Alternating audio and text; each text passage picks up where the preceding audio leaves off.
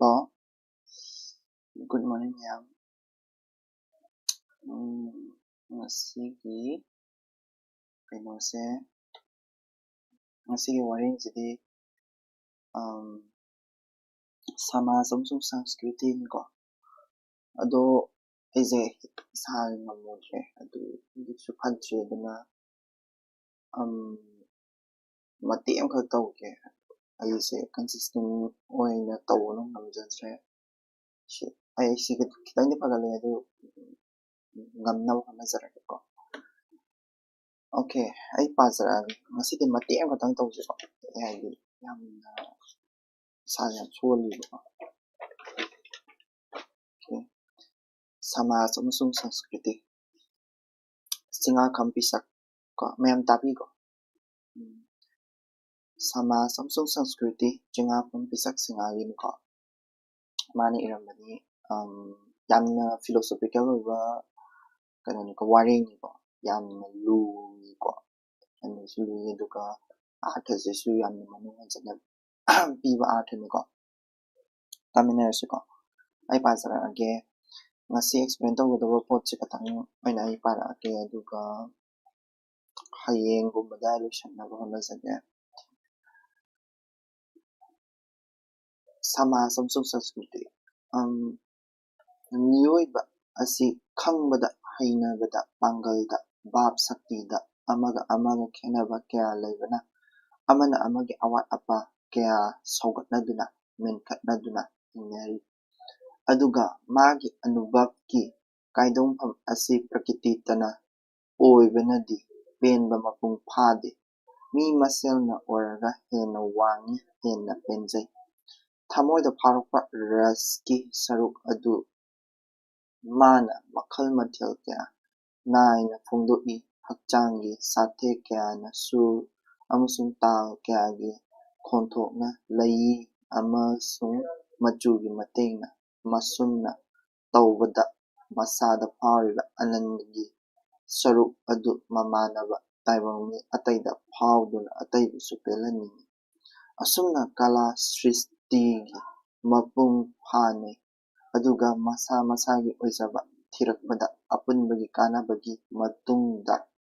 ꯐꯪꯕ ꯀꯣꯡꯒꯥꯏ ꯌꯥꯎꯕꯅ ꯁꯃꯥꯖ ꯂꯤꯡꯏ. ꯑꯣꯔꯒꯥꯅꯤꯖꯝ ꯑꯃꯅꯤ ꯇꯣꯉꯥꯟ ꯇꯣꯉꯥꯟꯕ ꯄꯥꯔꯠꯁꯤꯡꯒꯨꯝ ꯑꯆꯦꯠꯄ ꯃꯔꯤ ꯂꯩꯇ꯭ꯔꯕꯁꯨ ꯁꯃꯥꯖ ꯑꯁꯤ ꯑꯣꯔꯒꯥꯅꯤꯖꯝ ꯑꯃꯒꯨꯝꯕꯅꯤ. ꯃꯤꯒꯤ ꯄꯨꯟꯁꯤꯗ ꯋꯥꯈꯜꯒꯤ, ꯚꯥꯕꯀꯤ ꯑꯃꯁꯨꯡ ꯑꯇꯩ ꯑꯥꯔꯗꯁꯀꯤ ꯃꯄꯨꯡ ꯐꯥꯕ ꯇꯥꯟꯅꯕꯗ ꯁꯃꯥꯖꯒꯤ ꯃꯅꯨꯡꯗꯇ ꯑꯣꯏ. ꯃꯇꯣꯝꯇꯒꯤ ꯈꯥꯏꯗꯣꯛꯄ ꯄꯨꯟꯁꯤ ꯂꯦꯟꯕꯗꯤ ꯂꯥꯏ ꯅꯠꯇ꯭ꯔꯒ ꯁꯥ ꯑꯣꯏꯕꯅꯤ. ꯂꯥꯏ ꯑꯣꯏꯔꯕ ꯐꯥꯎꯕꯗ ꯃꯥꯒꯤ ꯑꯥꯗꯔꯁꯀꯤ ꯃꯄꯨꯡ ꯐꯥꯕ ꯔꯤꯌꯦꯂꯥꯏꯖꯦꯁꯟꯗꯤ ꯃꯤꯒꯤ ꯁꯃꯥꯖꯒꯤ ꯃꯇꯨꯡꯗꯇ ꯑꯣꯏ. ꯕꯨꯙꯗꯦꯕꯀꯤ ꯄꯨꯟꯁꯤꯅ ꯈꯨꯗꯝꯅꯤ. ꯃꯤ ꯑꯃꯒꯤ ꯄꯨꯟꯁꯤ ꯃꯄꯨꯡ ꯐꯥꯕꯒꯤ ꯆꯥꯡꯗꯤ ꯃꯥꯅ ꯇꯧꯔꯤꯕ ꯊꯕꯛ, ꯂꯦꯜꯂꯤꯕ ꯄꯨꯟꯁꯤ ꯃꯔꯦꯜ ꯑꯗꯨ ꯃꯁꯥꯒꯤ ꯀꯥꯟꯅꯕ ꯐꯪꯕꯒ ꯂꯣꯏꯅꯅ ꯁꯃꯥꯖꯒꯤ ꯑꯄꯨꯟꯕ ꯄꯨꯟꯁꯤꯗ ꯄꯤꯔꯛꯄ ꯀꯥꯟꯅꯕꯒꯤ ꯆꯥꯡ ꯑꯣꯏꯒꯅꯤ. ꯃꯤꯑꯣꯏꯕ ꯁꯃꯥꯖꯤꯛ ꯖꯤꯕꯅꯤ.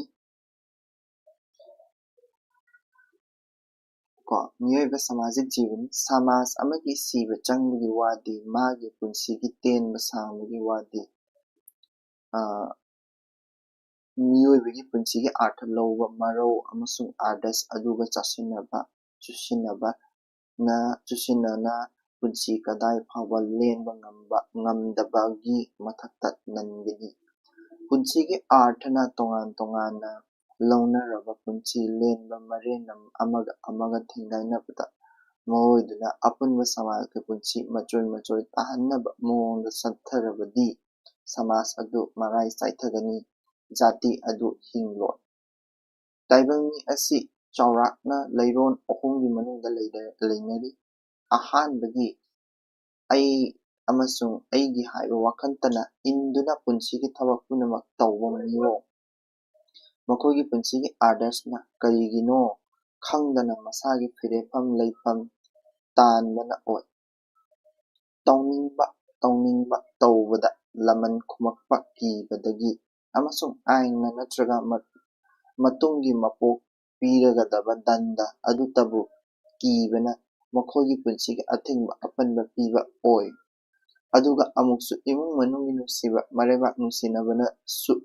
ꯃꯈꯣꯏꯒꯤ ꯄꯨꯟꯁꯤꯒꯤ ꯅꯣꯝ ꯂꯤꯛꯄꯒꯤ ꯊꯧꯑꯣꯡꯁꯤꯡꯁꯨ ꯑꯣꯏ꯫ ꯃꯈꯣꯏ ꯑꯁꯤ ꯏꯆꯝ ꯆꯝꯕ ꯃꯤꯑꯣꯏ ꯀꯧꯕ ꯌꯥꯏ꯫ ꯑꯅꯤꯁꯨꯕꯗ, ꯋꯥꯈꯜ ꯈꯟꯕ, ꯑꯐꯕ ꯐꯠꯇꯕ ꯈꯪꯕ ꯑꯃꯁꯨꯡ ꯈꯪꯅ ꯑꯐꯕ ꯇꯧꯅꯤꯡꯕ ꯃꯤ ꯀꯥꯡꯕꯨ ꯑꯗꯨꯅꯤ꯫ ꯃꯈꯣꯏꯅ ꯃꯊꯧ ꯀꯔꯤꯅꯣ ꯑꯃꯁꯨꯡ ꯃꯊꯧ ꯑꯗꯨ ꯄꯥꯡꯊꯣꯛꯄ ꯑꯁꯤ ꯄꯨꯟꯁꯤꯒꯤ ꯇꯧꯗꯕ ꯌꯥꯗꯕꯅꯤ ꯍꯥꯏꯅ ꯄꯨꯝꯅꯃꯛ ꯑꯁꯤ ꯈꯟꯅ ꯑꯃꯁꯨꯡ ꯈꯪꯅ ꯃꯗꯨ ꯄꯥꯡꯊꯣꯛꯅꯕ ꯍꯣꯠꯅꯗꯨꯅ ꯃꯄꯨꯟꯁꯤ ꯂꯦꯜꯂꯤ꯫ ꯑꯗꯨꯅꯗꯤ ꯑꯣꯏꯔꯒ ꯄꯥꯁꯕꯤꯛ ꯁꯛꯇꯤꯒ ꯑꯙ꯭ꯌꯥꯠꯃꯤꯛ ꯁꯛꯇꯤꯒ ꯑꯅꯤꯒꯤ ꯀꯟꯅ ꯂꯥꯟꯊꯦꯡꯅꯕ ꯑꯗꯨ ꯃꯈꯣꯏꯒꯤ ꯎꯔꯨꯙꯀ꯭ෂꯦꯇ꯭ꯔꯗ ꯑꯃꯅ ꯑꯃꯨꯛ ꯉꯝ ꯑꯃꯅ ꯑꯃꯨꯛ ꯉꯝ ꯑꯁꯨꯝ ꯆꯠꯊꯗꯨꯅ ꯂꯩꯕꯅ ꯍꯥꯟꯅꯒꯤ ꯑꯥꯗꯥꯝꯒ ꯑꯅꯧꯕ ꯃꯥꯅꯕꯀ ꯑꯅꯤ ꯑꯁꯤ ꯇꯠꯇꯅ ꯂꯥꯟꯊꯦꯡꯅꯐꯝ ꯑꯗꯨ ꯃꯈꯣꯏꯒꯤ ꯄꯨꯟꯁꯤꯅ ꯑꯣꯏꯕꯅ ꯃꯤꯑꯣꯏꯕꯒꯤ ꯈꯝ ꯊꯦꯡꯅ ꯋꯥꯡꯂꯕ ꯑꯥꯗꯔꯁꯀꯤ ꯃꯤꯗꯤ ꯃꯈꯣꯏ ꯑꯁꯤ ꯅꯠꯇꯦ꯫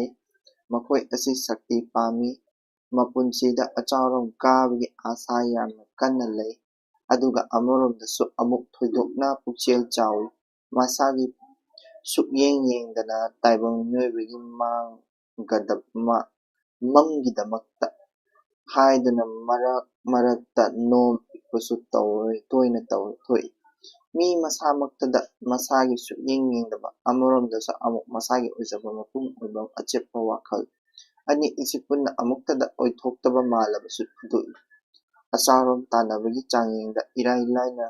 ꯂꯨꯆꯤꯡꯕ ꯑꯣꯏꯕ ꯄꯥꯝꯕꯗꯒꯤ ꯃꯈꯣꯏ ꯑꯁꯤ ꯎꯠꯄ ꯌꯥꯝꯅ ꯄꯥꯝꯃꯤ, ꯑꯗꯨꯕꯨ ꯄꯨꯟꯁꯤꯒꯤ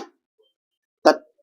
ꯌꯧꯔꯕ ꯃꯇꯝꯗ ꯃꯁꯥ ꯃꯁꯥꯒꯤ ꯑꯁꯦꯡꯕ ꯃꯆꯨ ꯎꯠꯊꯣꯛꯂꯛꯏ꯫ ꯀꯔꯤꯒꯨꯝꯕ ꯃꯇꯝꯗ ꯏꯟꯗ꯭ꯔꯤꯒꯤ ꯃꯈꯥ ꯄꯣꯟꯅ ꯊꯕꯛ ꯇꯧꯕꯗꯨꯅ ꯑꯄꯥꯝꯕꯒꯤ ꯃꯩꯈꯨꯅ ꯑꯆꯨꯝ ꯑꯔꯥꯟ ꯃꯤꯠ ꯀꯨꯞꯁꯤꯟꯈꯤꯗꯨꯅ ꯃꯈꯣꯏꯅ ꯊꯣꯏꯗꯣꯛꯅ ꯍꯟꯊꯕ ꯊꯥꯛꯀꯤ ꯊꯕꯛ ꯐꯥꯎꯕ ꯍꯥꯂꯦꯡꯗꯨꯅ ꯇꯧꯕ ꯇꯣꯏꯅ ꯊꯦꯡꯅꯩ꯫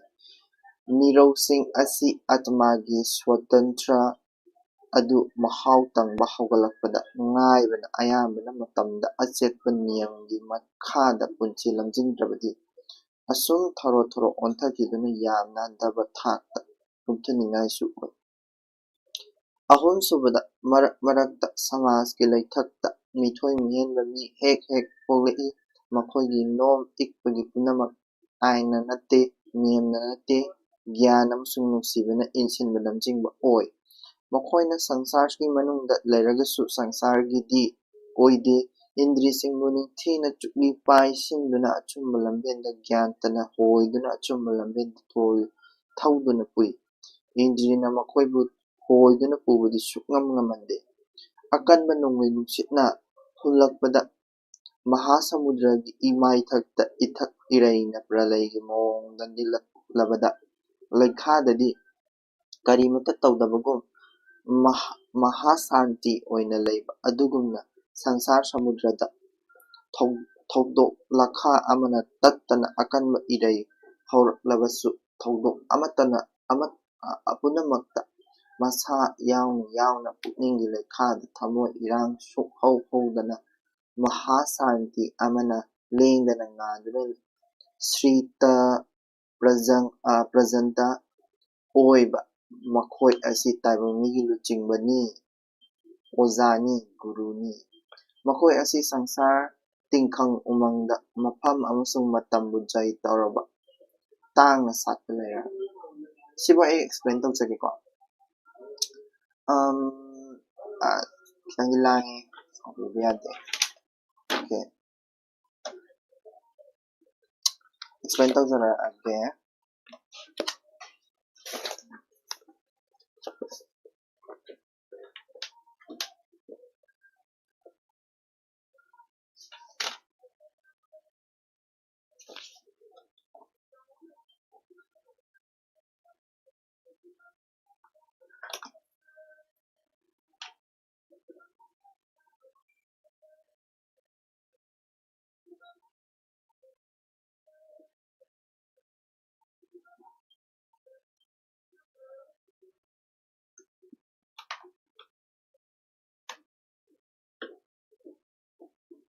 Okay. Sida hairisingsse akhoi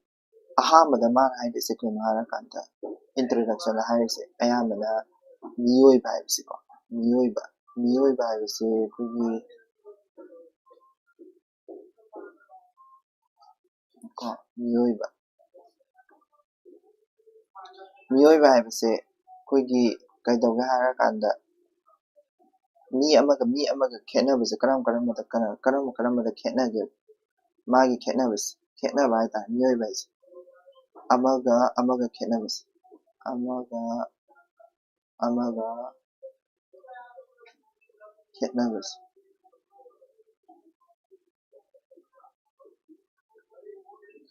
si karaida khenage harakanda ko haidi knowledge da khangbada haidi manasu sida harami knowledge da haitare ko knowledge da manasida khangbada hairami ko khangbada ko adagi akhoi kaina haidi hainabada habit da ko hainabada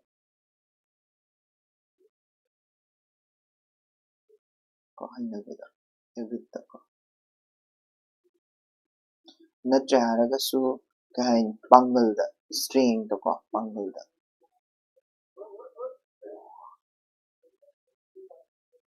natra haragana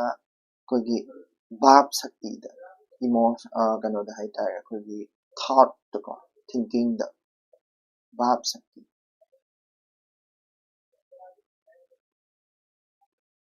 or kahain emotional strength haitare ko miyoiba amaga khenabase sidai khenai ko adubu masise haidi kadauge harakanda mi amaga se kadauge masi punamakse akhoi kai haini akhoi amaga awatpase mensinai sise kadauge harakanda awatpa mensinabase sise awatpa mensinaraga hingnai ko chumdro haidi aido laik haitre laik haiba oja amada ai taning natra aido habit to phatre or habit afaba habit oidre topa afaba habit ama laudoi ko adagi ai pangan sole pangan kanba mi ama nektoini ko adagi aina vakna sagatpa ngamdri ko wakhana sagatpa ngamdri mi amana jagoida natraga isaina natraga any form of art na aise gyan tahandoineba aduduna mi amaga se amana amagi mateng pangnaraga amana kano taunaraga na sama se lingine habidi awatpase mentionarakanda ko sidaista mana word ama kakhairami anubhav haina ko anubhav ki haina ko anubhav ko sigi anubhav haina hairise kaino harakanda experience tuni ko experience akhoi miyoibagi experience haitare mi amana akhoi kano se asigumba pot haitare knowledge pamjaba adagi bhab ki shakti pangal kari kara se akhoi nature dagi lauba yai akhoi experience se karaidai lauba yai nature dagi lauba yai gyan tabra sigi nature dagi lauba yai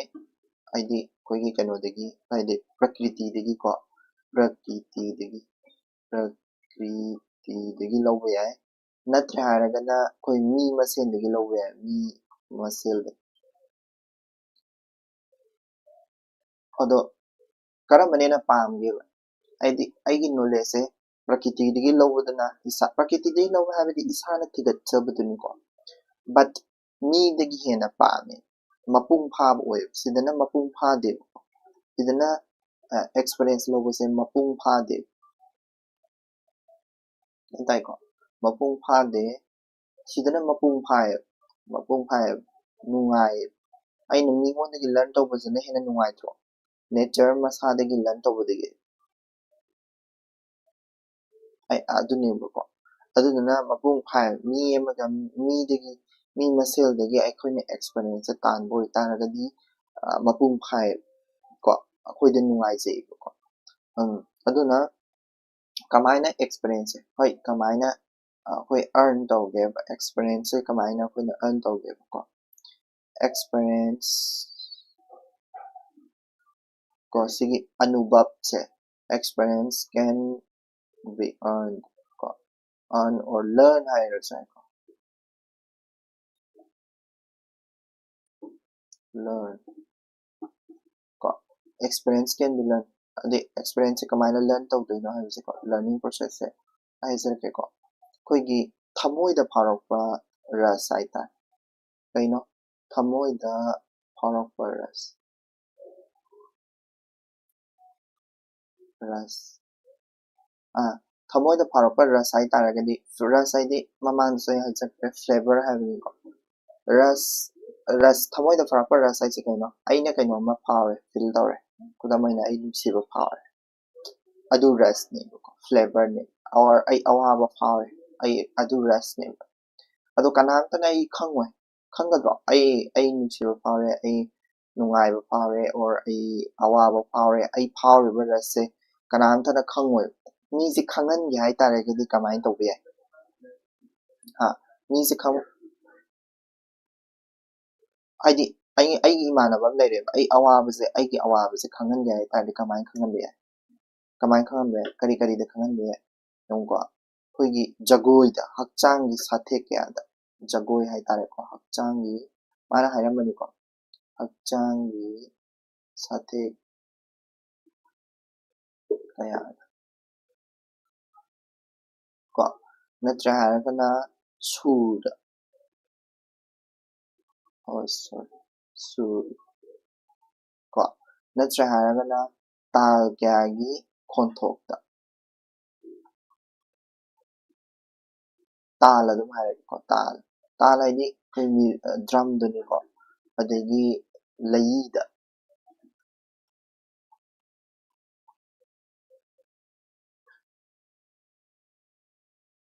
मचु सिनिको असिदैसा हाइनिंगिसे कइनो हारकान हक्चांग साथे आइदि सिजे dance दुनिको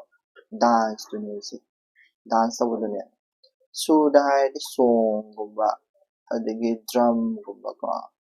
अदगी नत्रगा सिजिना drawing गुम्बदने लई चिंदना खोतने येकपदने painting गुम्बदने खम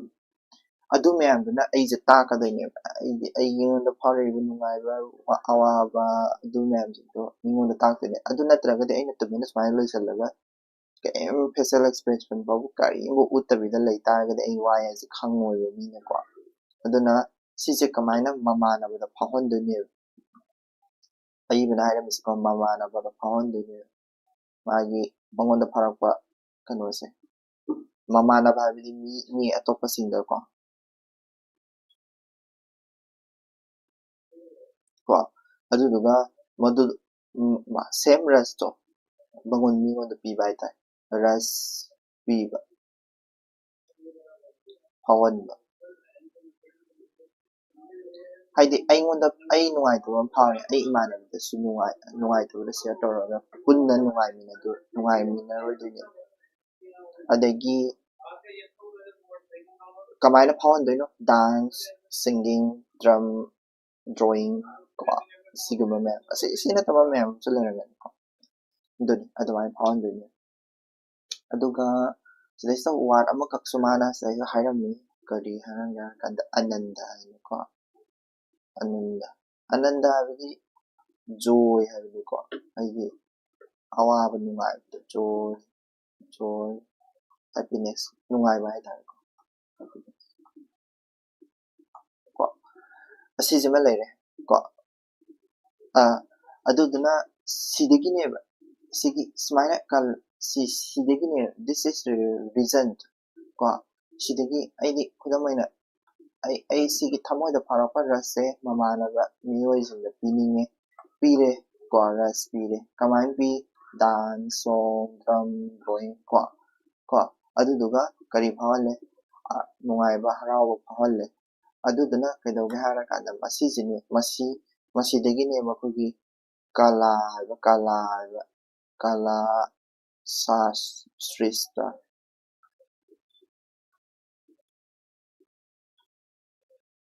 Srishti. Kala Srishti habidi, this is Kala habidi kaino koigi sing nainadis ko Kala Srishti se mapung phale.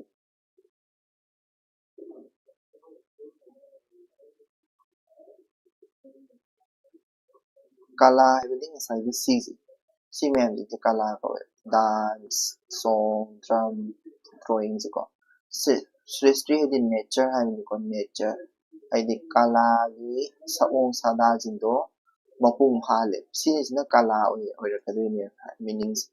Haidi aigi thamoida phaba rasa phongdokpase kamaina phongdoke kamaina utke adudubu kala srishti kawe kala srishti mapung phanba kawe meaning di kala srishti haida kala hasda yauduriniba adu punamakto ko aduduni ma hainingise ko makha mangise koigi organism koigi adu haidriganda mana masjidda masa ma harani ko Samas ama lingba is kamay lingba. Samas ama lingba. Samas ama lingba. Samas ama lingba se koigi mina lingba natra. Taiba mina.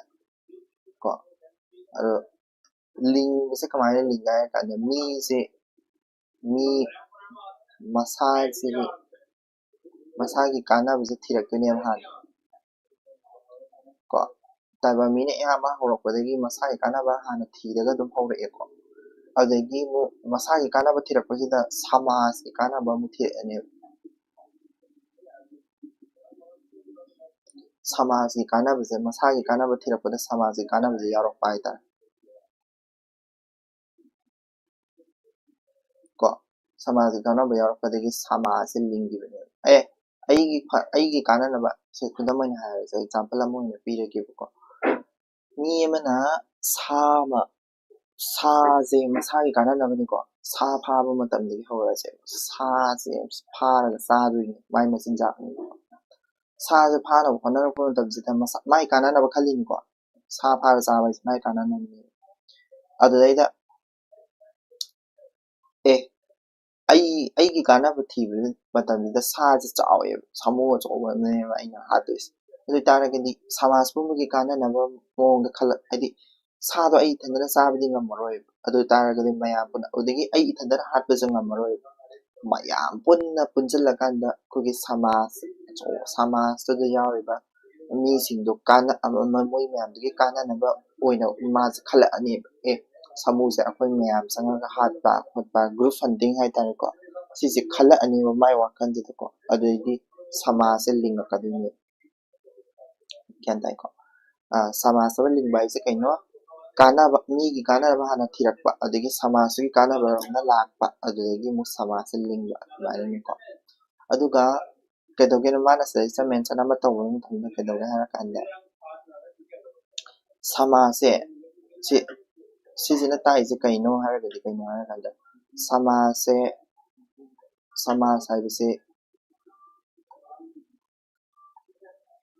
haibase organism amagumani kaino organism amagumani na se organism ga kano tawis khudam oina ai harakeba organism sida koi part laitro organ me amam laitro mi amagi adi organism amadidi kadaba organism didi kadaba mai organ me am laitro organs me amama parts haitare ko parts to amaga kadawi mari leinatro achetpa mari leinatro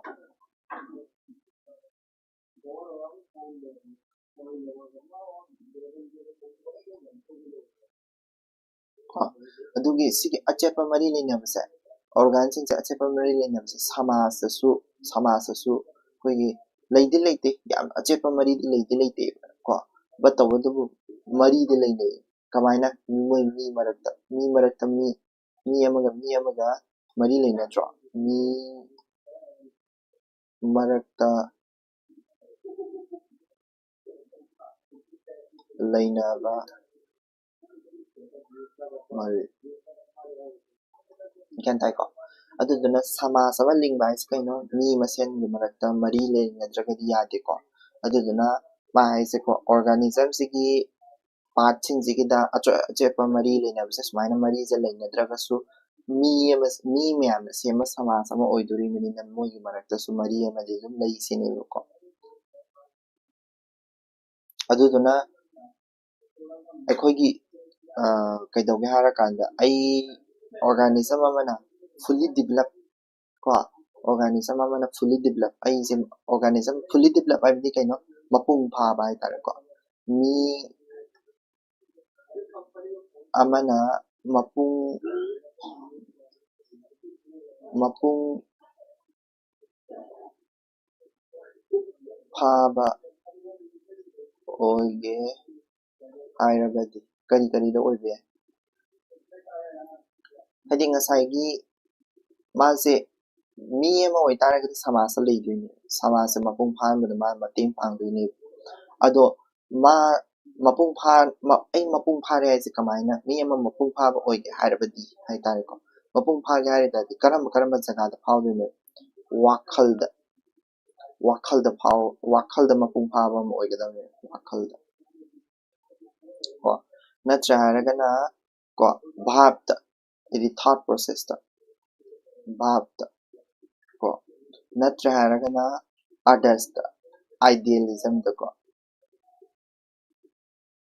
ꯀꯣ ꯑꯥꯏꯗꯤꯌꯦꯂꯤꯖꯝ ꯑꯥꯗꯔꯁꯇ ꯍꯥꯏꯗꯤ ideal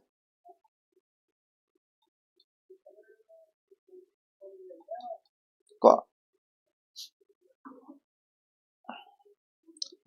ꯍꯥꯏꯗꯤ ꯃꯤ ꯑꯃ ꯃꯄꯨꯡ ꯐꯥꯕ ꯑꯣꯏꯒꯦ ꯍꯥꯏꯔꯕꯗꯤ ꯀꯩꯅꯣ ꯋꯥꯈꯜꯗ ꯚꯥꯕꯇ ꯑꯥꯗꯔꯁꯇ ꯀꯣ ꯑꯃꯒ ꯃꯇꯦꯡ ꯁꯤ ꯀꯣ ꯑꯃꯒ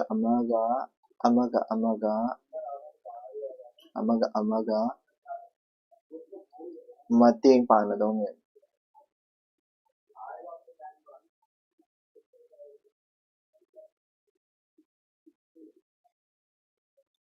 ꯀꯣ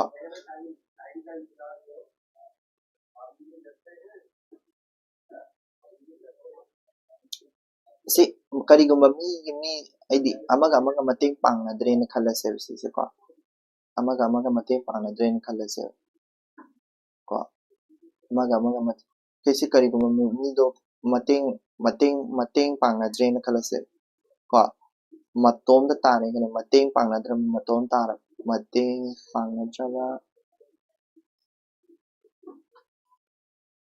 ꯃꯇꯣꯝ ꯇꯥꯔꯕ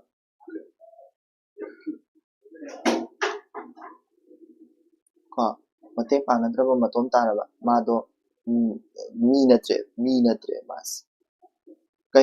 ꯃꯤ ꯑꯃ ꯑꯣꯏꯒꯦ ꯍꯥꯏꯇꯥꯔꯒꯗꯤ ꯃꯇꯦꯡ ꯄꯥꯡꯅꯒꯗꯕꯅꯤ ꯅꯥꯏꯇꯣꯝ ꯇꯥꯕ ꯌꯥꯗꯦꯕ ꯑꯗꯨꯀꯣ ꯃꯤ ꯅꯠꯇ꯭ꯔꯦꯕ ꯃꯥꯁꯦ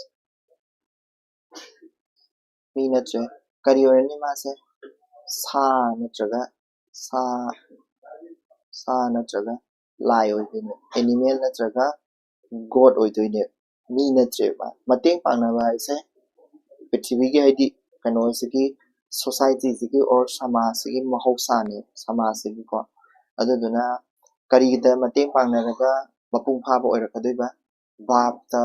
ꯑꯗꯒꯤ ꯋꯥꯈꯜꯗ ꯑꯗꯒꯤ ꯑꯥꯏꯗꯤꯌꯦꯂꯤꯖꯝ ꯑꯩꯈꯣꯏꯁꯦ ꯑꯥꯏꯗꯤꯌꯦꯜ ꯑꯣꯏꯅ ꯂꯩꯅꯕꯒꯤꯗꯃꯛꯇꯀꯣ ꯍꯥꯏꯗꯤ ꯑꯗꯨꯗ ꯃꯄꯨꯡ ꯐꯥꯔꯦ ꯍꯥꯏꯗꯣꯏꯅꯦ ꯍꯥꯏꯗꯤ ꯑꯄꯦꯟꯕꯗꯤ ꯂꯩꯄꯣꯟꯇꯦꯀꯣ ꯍꯥꯏꯗꯤ ꯇꯥꯏꯕꯪ ꯃꯤꯅ ꯇꯥꯟꯁꯤꯟꯕꯗ ꯃꯄꯨꯡ ꯐꯥꯔꯦ ꯑꯩ ꯏꯅꯥꯛ ꯈꯨꯟꯕ ꯑꯩ ꯁꯤꯅ ꯂꯣꯏꯔꯦ ꯍꯥꯏꯕ ꯂꯩꯄꯣꯟꯇꯦꯕ ꯑꯗꯨꯅꯕꯨ ꯇꯥꯜꯂꯤꯉꯩ ꯂꯦꯞꯄ ꯅꯥꯏꯗꯅ ꯇꯥꯜꯂꯤꯅꯦꯕꯀꯣ ꯑꯗꯨꯅ ꯑꯗꯨꯗꯨꯕꯨ ꯀꯔꯝ ꯀꯥꯟꯗ ꯃꯄꯨꯡ ꯐꯥꯏ ꯍꯥꯏꯇꯥꯔꯒꯗꯤ ꯋꯥꯈꯜꯅ ꯄꯦꯜꯂꯕ ꯚꯥꯕꯅ ꯁꯥꯒꯠꯄꯗ ꯑꯗꯨꯗꯒꯤ ꯍꯦꯟꯕ ꯉꯝꯗ꯭ꯔꯕ ꯑꯗꯨꯗꯨꯒ ꯑꯩꯅ ꯑꯥꯏꯗꯤꯌꯦꯜꯅꯤ ꯈꯟꯖꯕ ꯏꯅꯥꯛ ꯈꯨꯟꯕꯗ ꯑꯣꯏꯔꯁꯨ ꯑꯩꯁꯤ ꯏꯅꯥꯛ ꯈꯨꯟꯕ ꯑꯣꯏꯔꯁꯨ ꯑꯩ ꯏꯅꯥꯛ ꯈꯨꯟꯕꯁꯦ ꯁꯨꯃꯥꯏꯅ ꯇꯧꯕ ꯄꯥꯝꯃꯤ ꯑꯣꯔ ꯀꯩꯅꯣ ꯇꯧꯕ ꯑꯣꯏꯇꯥꯔꯁꯨ ꯌꯨꯝ ꯁꯥꯕꯗ ꯑꯣꯏꯔꯁꯨ ꯑꯩ ꯌꯨꯝꯁꯦ ꯁꯨꯃꯥꯏꯅ ꯄꯥꯝꯃꯤ ꯑꯩꯒꯤ ꯏꯁꯥꯒꯤ ꯂꯩꯖꯗꯣꯏ ꯅꯠꯇ꯭ꯔꯥ ꯑꯗꯨꯗꯨꯕꯨ ꯑꯥꯏꯗꯤꯌꯦꯂꯤꯖꯝ ꯀꯧꯋꯦꯕꯀꯣ ꯑꯥꯗꯔꯁ ꯀꯧꯋꯦꯕ ꯍꯥꯏꯔꯤꯕ ꯑꯥꯗꯔꯁꯇꯣ ꯃꯄꯨꯡ ꯐꯥꯔꯛꯄ ꯃꯇꯝꯗ ꯀꯅꯥꯒꯨꯝꯕ ꯑꯃꯅ ꯑꯩ ꯑꯥꯏꯐꯣꯟ ꯑꯃ ꯄꯥꯝꯃꯤ ꯑꯥꯏꯐꯣꯟ ꯑꯃ ꯂꯩꯖ ꯇꯥꯔꯒꯗꯤ ꯑꯩꯁꯦ ꯌꯥꯝ ꯐꯔꯦ ꯑꯗꯨ ꯑꯩꯒꯤ ꯑꯥꯏꯗꯤꯌꯦꯜꯅꯤ ꯑꯩꯒꯤ ꯑꯥꯏꯗꯤꯌꯦꯜ ꯐꯣꯟꯅꯤ ꯀꯣ ꯀꯅꯥꯒꯨꯝꯕ ꯑꯃꯅ ꯑꯩꯗꯣ ꯁꯤꯒꯤ ꯃꯐꯝꯁꯦ ꯌꯧꯔꯒꯗꯤ ꯌꯨ ꯑꯦꯁ ꯑꯦꯁꯦ ꯑꯩ ꯄꯣꯛꯄꯗꯒꯤ ꯑꯃꯨꯛ ꯌꯧꯔꯒꯗꯤ ꯑꯩ ꯄꯣꯛꯄꯒꯤ ꯃꯍꯩ ꯌꯥꯜꯂꯤ ꯀꯅꯥꯒꯨꯝꯕ ꯑꯃꯅ ꯏꯃꯥ ꯏꯄꯥ ꯖꯦ ꯃꯇꯣꯂꯣꯝꯗ ꯁꯦꯕꯥ ꯇꯧꯔꯒꯗꯤ ꯀꯅꯥꯒꯨꯝꯕ ꯑꯃꯅ ꯑꯩꯁꯦ ꯊꯕꯛ ꯇꯧꯔꯒꯗꯤ ꯀꯣ ꯁꯦ ꯃꯄꯨꯡ ꯐꯥꯕ ꯍꯥꯏꯁꯦ ꯀꯩꯅꯣ ꯍꯥꯏꯔꯒꯗꯤ ꯃꯄꯨꯡ ꯐꯥꯕ ꯍꯥꯏꯁꯦ ꯂꯩꯇꯦꯕꯀꯣ ꯑꯗꯨꯕꯨ ꯋꯥꯈꯜꯗ ꯚꯥꯕꯇ ꯑꯗꯨꯒ ꯑꯩꯒꯤ ꯑꯥꯏꯗꯤꯌꯦꯜ ꯑꯣꯏꯅ ꯑꯩꯅ ꯈꯟꯖꯕ ꯑꯥꯗꯔꯁꯇꯀꯣ ꯑꯁꯤꯁꯦ ꯃꯄꯨꯡ ꯐꯥꯕ ꯑꯣꯏꯇꯥꯔꯒꯗꯤ ꯃꯗꯨꯗꯨꯕꯨ ꯃꯄꯨꯡ ꯐꯥꯕꯅꯦꯅ ꯈꯟꯅꯩꯌꯦꯕ ꯇꯥꯏꯕꯪ ꯃꯤꯒꯤꯀꯣ ꯑꯦꯟ ꯃꯥ ꯍꯥꯏꯁꯦ ꯑꯗꯨꯒ ꯃꯁꯤꯁꯦ ꯃꯇꯦꯡ ꯄꯥꯡꯅꯒꯗꯕꯅꯦ ꯑꯩꯒꯤ ꯃꯄꯨꯡ ꯐꯥꯕ ꯍꯥꯏꯁꯦ ꯐꯪꯒꯦ ꯍꯥꯏꯇꯥꯔꯒꯗꯤ ꯃꯇꯦꯡ ꯄꯥꯡꯅꯒꯗꯕꯅꯤ ꯅꯠꯇ꯭ꯔꯒꯗꯤ ꯃꯗꯨꯗꯣ ꯃꯄꯨꯡ ꯐꯥꯕ ꯀꯧꯗ꯭ꯔꯦꯕ ꯅꯠꯇ꯭ꯔꯒꯗꯤ ꯃꯗꯨꯗꯣ ꯃꯤ ꯀꯧꯗ꯭ꯔꯦꯕ ꯃꯤꯒꯤ ꯃꯍꯨꯠꯇ ꯀꯔꯤ ꯀꯧꯕ ꯌꯥꯔꯦ ꯑꯩꯈꯣꯏꯒꯤ ꯁꯥ ꯅꯠꯇ꯭ꯔꯒ ꯂꯥꯏ ꯍꯥꯏꯅ ꯁꯥ ꯅꯠꯇ꯭ꯔꯒ ꯂꯥꯏ ꯑꯣꯏꯗꯣꯏꯅꯦꯕꯀꯣ ꯑꯗꯨꯗꯨꯅꯦꯕ ꯃꯥ ꯍꯥꯏꯅꯤꯡꯉꯤꯁꯦ ꯃꯇꯦꯡ ꯄꯥꯡꯅꯗ꯭ꯔꯒꯗꯤ ꯑꯗꯨꯒ ꯁꯤꯒꯤ ꯂꯥꯏꯒꯤ ꯃꯄꯨꯡ ꯐꯥꯕ ꯍꯥꯏꯁꯦ ꯀꯩꯅꯣ ꯂꯥꯏꯒꯤ ꯃꯄꯨꯡ ꯐꯥꯕꯁꯤ ꯀꯩꯅꯣ ꯑꯃꯨꯛ ꯌꯦꯡꯁꯤꯕꯀꯣ ꯂꯥꯏꯒꯤ ꯃꯄꯨꯡ ꯐꯥꯕ ꯁꯤꯒꯤ ꯂꯥꯏꯁꯦ ꯑꯃꯨꯛ ꯂꯧꯊꯣꯛꯑꯁꯤꯀꯣ ꯂꯥꯏꯒꯤ ꯃꯄꯨꯡ ꯐꯥꯕ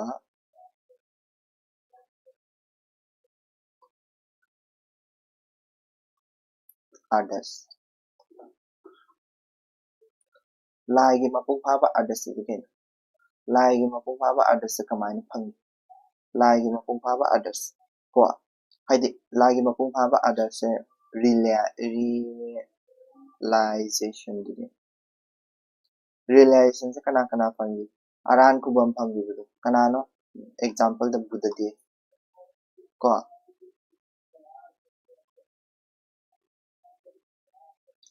ꯑꯗꯣ ꯂꯥꯏꯁꯦ ꯀꯔꯥꯏꯗ ꯁꯤꯒꯤ ꯕꯨꯙꯗꯦꯕꯁꯦ ꯑꯗꯨ ꯀꯔꯥꯏꯗ ꯃꯥ ꯍꯥꯏꯁꯦꯀꯣ ꯄ꯭ꯔꯨꯞ ꯇꯧꯔꯛꯏꯅꯦꯀꯣ ꯁꯃꯥꯖ ꯍꯥꯏꯕꯁꯦ ꯂꯤꯡꯗꯕ ꯁꯃꯥꯖ ꯍꯥꯏꯕꯗꯤ ꯃꯤ ꯃꯌꯥꯝ ꯁꯤ ꯕꯨꯙꯗꯦꯕ ꯐꯥꯎꯕꯗꯏꯚꯟ ꯒꯣꯗ ꯐꯥꯎꯗꯀꯣ ꯏꯚꯟ ꯒꯣꯗ ꯐꯥꯎꯕ ꯀꯣ ꯒꯣꯗ ꯐꯥꯎꯕ ꯁꯃꯥꯖꯇ ꯂꯥꯛꯑꯒ ꯐꯪꯉꯤ ꯍꯥꯏꯕ ꯁꯃꯥꯖꯗ ꯂꯥꯛꯂꯒ ꯀꯣ ꯃꯄꯨꯡ ꯐꯥꯕ ꯑꯥꯗꯔꯁ ꯐꯪꯉꯦ ꯃꯄꯨꯡ ꯐꯥꯕ ꯑꯣꯏ ꯃꯤꯅꯤꯡꯗꯤ ꯑꯩ ꯍꯥꯏꯔꯛꯀꯦꯕꯀꯣ ꯁꯦ ꯒꯣꯗꯀ ꯅꯠꯇ꯭ꯔꯒ ꯁꯥ ꯉꯥꯁꯤꯁꯨ ꯁꯃꯥꯖ ꯂꯤꯡꯗꯦꯕ ꯃꯣꯏꯗꯤ ꯁꯃꯥꯖ ꯍꯥꯏꯕ ꯄꯣꯠ ꯑꯃ ꯂꯩꯇꯦꯕ ꯃꯣꯏꯒꯤ ꯑꯔꯥꯟ ꯈꯨꯕꯝ ꯍꯥꯏꯕꯗꯤ ꯃꯣꯏꯗꯤ ꯍꯥꯏꯗꯤ ꯇꯥꯏꯕꯪ ꯃꯤꯒꯤꯗꯤ ꯑꯔꯥꯟ ꯈꯨꯕꯝ ꯐꯝꯕꯁꯦ ꯀꯩꯅꯣ ꯑꯃꯒ ꯃꯇꯦꯡ ꯄꯥꯡꯅꯔꯒ ꯁꯃꯥꯖ ꯑꯃ ꯂꯤꯡꯉꯒ ꯑꯃꯒ ꯃꯇꯦꯡ ꯄꯥꯡꯅꯕ ꯁꯃꯥꯖ ꯂꯤꯡꯕ ꯍꯥꯏꯗꯤ ꯀꯩꯅꯣ ꯄꯨꯟꯅ ꯍꯤꯡꯃꯤꯟꯅꯕ ꯂꯩꯃꯤꯟꯅꯕꯁꯤꯅꯦꯀꯣ ꯑꯗꯨꯃꯥꯏꯅ ꯂꯩꯃꯤꯟꯅꯔꯒ ꯑꯥꯗꯔꯁꯁꯦ ꯐꯪꯉꯦꯕ ꯀꯣ ꯚꯥꯕꯇ ꯁꯛꯇꯤꯗ ꯑꯗꯒꯤ ꯋꯥꯈꯜꯗꯀꯣ ꯑꯗꯨꯕꯨ ꯂꯥꯏ ꯑꯗꯨꯃꯥꯏꯅ ꯇꯧꯗ꯭ꯔꯕ ꯍꯥꯏꯗꯤ ꯁꯃꯥꯖ ꯑꯃ ꯂꯤꯡꯗ ꯇꯥꯔꯒꯗꯤ ꯃꯗꯨꯗꯨꯕꯨ ꯑꯩꯈꯣꯏꯅ ꯀꯔꯤ ꯀꯧꯋꯦ ꯁꯃꯥꯖ ꯑꯃ ꯂꯤꯡꯗ ꯇꯥꯔꯒꯗꯤ ꯂꯩꯔꯤꯕ ꯃꯤꯁꯤꯡꯗꯨ ꯃꯤ ꯀꯧꯗ꯭ꯔꯦ ꯁꯥ ꯅꯠꯇ꯭ꯔꯒ ꯂꯥꯏ ꯀꯧꯔꯦꯕ ꯑꯗꯒꯤ ꯃꯥꯅ ꯑꯦꯛꯖꯥꯝꯄꯜ ꯑꯃꯁꯨ ꯄꯤꯔꯛꯑꯦꯕ ꯍꯥꯏꯕꯗꯤ ꯇꯥꯏꯕꯪ ꯃꯤ ꯑꯣꯏꯒꯦꯔꯥ ꯂꯥꯏ ꯑꯣꯏꯒꯦꯔꯥ ꯃꯄꯨꯡ ꯐꯥꯕ ꯑꯃ ꯐꯪꯕ ꯍꯥꯏꯕꯁꯦ ꯀꯩꯅꯣ ꯁꯃꯥꯖꯇ ꯈꯛꯇꯪ ꯐꯪꯉꯦ ꯃꯤꯅꯤꯡꯁꯦ ꯀꯣ ꯃꯄꯨꯡ ꯐꯥꯕ ꯑꯃ ꯐꯪꯒꯦ ꯍꯥꯏꯔꯕꯗꯤ ꯁꯃꯥꯖꯇ ꯈꯛꯇꯪ ꯐꯪꯉꯦ ꯌꯦꯡꯉꯨꯀꯣ ꯁꯃꯥꯖꯇ ꯂꯥꯛꯂꯒ ꯃꯄꯨꯡ ꯐꯥꯕ ꯑꯣꯏ ꯍꯥꯏꯁꯦ ꯀꯃꯥꯏꯅ ꯐꯪꯉꯦ ꯕꯨꯙꯗꯦꯕꯁꯦ ꯀꯩꯗꯧꯔꯦ ꯃꯥꯒꯤ ꯔꯤꯂꯥꯏꯖꯦꯁꯟ ꯃꯥꯒꯤ ꯑꯔꯥꯟ ꯈꯨꯕꯝ ꯐꯪꯕꯁꯦ ꯀꯗꯥꯏꯗ ꯐꯪꯉꯤ ꯇꯥꯏꯕꯪ ꯁꯃꯥꯖꯇ ꯂꯥꯛꯑꯒꯅꯦ ꯁꯃꯥꯖꯀꯤ ꯃꯤꯅꯣꯛ ꯃꯩꯁꯥ ꯀꯣ ꯃꯌꯥꯝꯗꯣ ꯌꯦꯡꯉꯕ ꯃꯇꯨꯡꯗ ꯑꯋꯥ ꯅꯨꯡꯉꯥꯏ ꯃꯌꯥꯝꯗꯣ ꯊꯦꯡꯅꯔꯕ ꯃꯇꯨꯡꯗ ꯅꯤꯡꯊꯧ ꯑꯣꯏꯔꯝꯕ ꯃꯥꯅ ꯅꯤꯡꯊꯧ ꯑꯣꯏꯒꯗꯕ ꯃꯥꯅ ꯅꯤꯡꯊꯧꯗꯤ ꯑꯣꯏꯗꯕꯤꯗ ꯑꯔꯥꯟ ꯈꯨꯕꯝꯗ ꯇꯥꯟꯕꯒꯤꯗꯃꯛꯇ ꯑꯣꯔ ꯍꯥꯏꯗꯤꯏꯟꯂꯥꯏꯇꯟꯃꯦꯟꯗꯣ ꯐꯪꯅꯕꯒꯤꯗꯃꯛꯇ ꯔꯤꯂꯥꯏꯖꯦꯁꯟꯗꯣ ꯐꯪꯅꯕꯒꯤꯗꯃꯛꯇ ꯁꯃꯥꯖꯀ ꯄꯨꯟꯈꯤ ꯃꯥꯗꯣ ꯃꯇꯣꯝꯇ ꯍꯥꯏꯗꯤ ꯀꯥ ꯑꯃꯗ ꯂꯩꯕꯗꯣ ꯀꯩꯅꯣ ꯇꯧꯗꯕꯤꯗ ꯀꯥ ꯑꯃꯗ ꯂꯩꯕꯗꯨꯗ ꯑꯔꯥꯟ ꯈꯨꯕꯝ ꯐꯪꯈꯤꯕ ꯅꯠꯇꯦꯕ ꯀꯥ ꯑꯃꯗ ꯊꯣꯡ ꯂꯣꯟꯁꯤꯜꯂꯒ ꯂꯩꯕ ꯃꯇꯝꯗ ꯑꯔꯥꯟ ꯈꯨꯕꯝ ꯐꯪꯈꯤꯕ ꯅꯠꯇꯦꯕ ꯁꯃꯥꯖꯇ ꯊꯣꯛꯂꯛꯑꯀꯥꯟꯗ ꯐꯪꯈꯤꯕꯅꯦ ꯁꯃꯥꯖꯇ ꯊꯣꯛꯂꯛꯑꯀꯥꯟꯗ ꯁꯃꯥꯖꯀꯤ ꯑꯋꯥ ꯅꯨꯡꯉꯥꯏ ꯃꯌꯥꯝꯗꯣ ꯎꯔꯕ ꯃꯇꯨꯡꯗ ꯐꯪꯈꯤꯕꯅꯦ ꯃꯥꯒꯤ ꯑꯔꯥꯟ ꯈꯨꯕꯝ ꯕꯨꯙꯗꯦꯕꯁꯦ ꯑꯁꯤꯅ ꯑꯦꯛꯖꯥꯝꯄꯜꯅꯦꯕ ꯍꯥꯏꯕꯗꯤ ꯑꯩꯈꯣꯏꯅ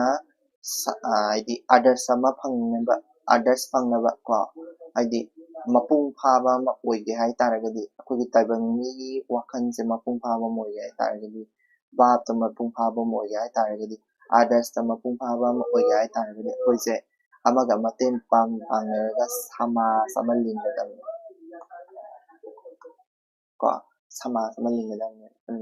ꯁꯃꯥꯖ ꯂꯤꯡꯉꯕ ꯃꯇꯝꯗ ꯈꯛꯇꯪꯗ ꯑꯩꯈꯣꯏꯒꯤ ꯑꯔꯥꯟ ꯈꯨꯕꯝꯁꯦ ꯐꯪꯒꯅꯤ ꯁꯤꯅꯦꯕꯀꯣ ꯍꯥꯏꯔꯤꯁꯤꯀꯣ ꯒ꯭ꯌꯥꯟ ꯇꯥꯏꯀꯣ ꯈꯤꯇꯪꯗꯤ ꯂꯥꯡꯉꯦꯀꯣ ꯑꯗꯣ ꯂꯥꯡꯉꯁꯨ ꯂꯥꯡꯅ ꯑꯗꯨꯝ ꯇꯥꯕꯤꯔꯣ ꯀꯩꯁꯨ ꯀꯩꯅꯣ ꯍꯥꯏꯗꯤ ꯑꯩꯁꯦ ꯕꯔꯥꯗ ꯂꯩꯁꯜꯂꯨꯔꯦ ꯑꯗꯨꯅ ꯇꯧꯗ꯭ꯔꯤ ꯑꯣꯀꯦ ꯅꯦꯛꯁꯇ ꯑꯃꯨꯛ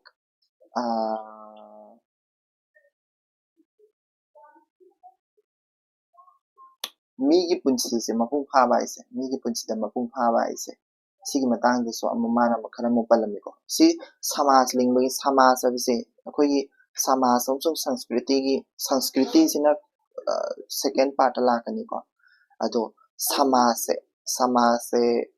ꯁꯃꯥꯖꯀꯤ ꯍꯥꯏꯇꯥꯔꯦ ꯁꯃꯥꯖꯀꯤ ꯁꯔꯨꯛꯅꯦꯕ ꯍꯧꯖꯤꯛ ꯇꯥꯛꯏꯁꯦꯀꯣ ꯍꯧꯖꯤꯛ ꯅꯩꯅꯔꯤꯁꯦ ꯑꯗꯣ ꯃꯤꯒꯤ ꯄꯨꯟꯁꯤꯗ ꯃꯄꯨꯡ ꯐꯥꯕ ꯍꯥꯏꯁꯦ ꯀꯔꯤ ꯇꯧꯔꯒꯗꯤ ꯃꯄꯨꯡ ꯐꯥꯕ ꯍꯥꯏꯕꯗꯨ ꯑꯣꯏꯒꯦ ꯅꯩꯅꯁꯤꯀꯣ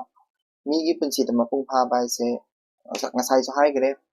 ꯀꯔꯤꯗ ꯐꯥꯗꯣꯏꯅꯣ ꯑꯥꯗꯔꯁꯇ ꯚꯥꯕꯇ ꯋꯥꯈꯜꯗ ꯐꯥꯈꯤꯕꯅꯤꯀꯣ ꯑꯗꯨꯗꯣ ꯃꯤꯒꯤ ꯄꯨꯟꯁꯤꯗ ꯃꯄꯨꯡ ꯐꯥꯕ ꯍꯥꯏꯁꯦ ꯀꯩꯅꯣ ꯃꯤꯒꯤ ꯄꯨꯟꯁꯤꯗ ꯃꯄꯨꯡ ꯐꯥꯕ ꯀꯣ ꯃꯤꯒꯤ ꯄꯨꯟꯁꯤꯗ ꯃꯄꯨꯡ ꯐꯥꯕ ꯍꯥꯏꯁꯦ ꯀꯩꯅꯣ ꯍꯥꯏꯔꯒꯗꯤ ꯑꯣꯀꯦ ꯃꯤꯒꯤ ꯄꯨꯟꯁꯤꯗ ꯃꯄꯨꯡ ꯐꯥꯕ ꯍꯥꯏꯁꯦ ꯀꯩꯅꯣ ꯍꯥꯏꯔꯒꯗꯤ ꯑꯩꯈꯣꯏꯅ ꯇꯧꯔꯤꯕ ꯊꯕꯛ